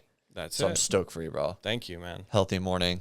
I'm going to plug my code just so I know how much weight I'm holding with the marketing in this. Code Tarzan on healthymorning.com. That's right. I'm really excited for Nico. I'm excited for you. I'm excited for you to enjoy what a real cup of quality coffee is. That's it. Because I never had it until I had it. And I am so grateful, man. And you're about to experience something that could quite literally be life-changing. So, especially if you're going from moldy-ass coffee that's making you jittery and anxious and now intoxified. And now you're not going to be able to drink coffee the same way. You'll be going into that to that quick coffee shop with the, oh man, this is going to be terrible. Yeah, and like we're kind of going to ruin you on the rest of the coffee out there. Yeah, like if I have to go to Starbucks, I'm not going. Like I'll just like skip coffee that day. You know, like that's how it is for me now. So same here. Crazy. Love you, bro. Healthymorning.com. Let's go. Nico Tournant, Organic Conversations. Hope you guys love it. It's going to be awesome.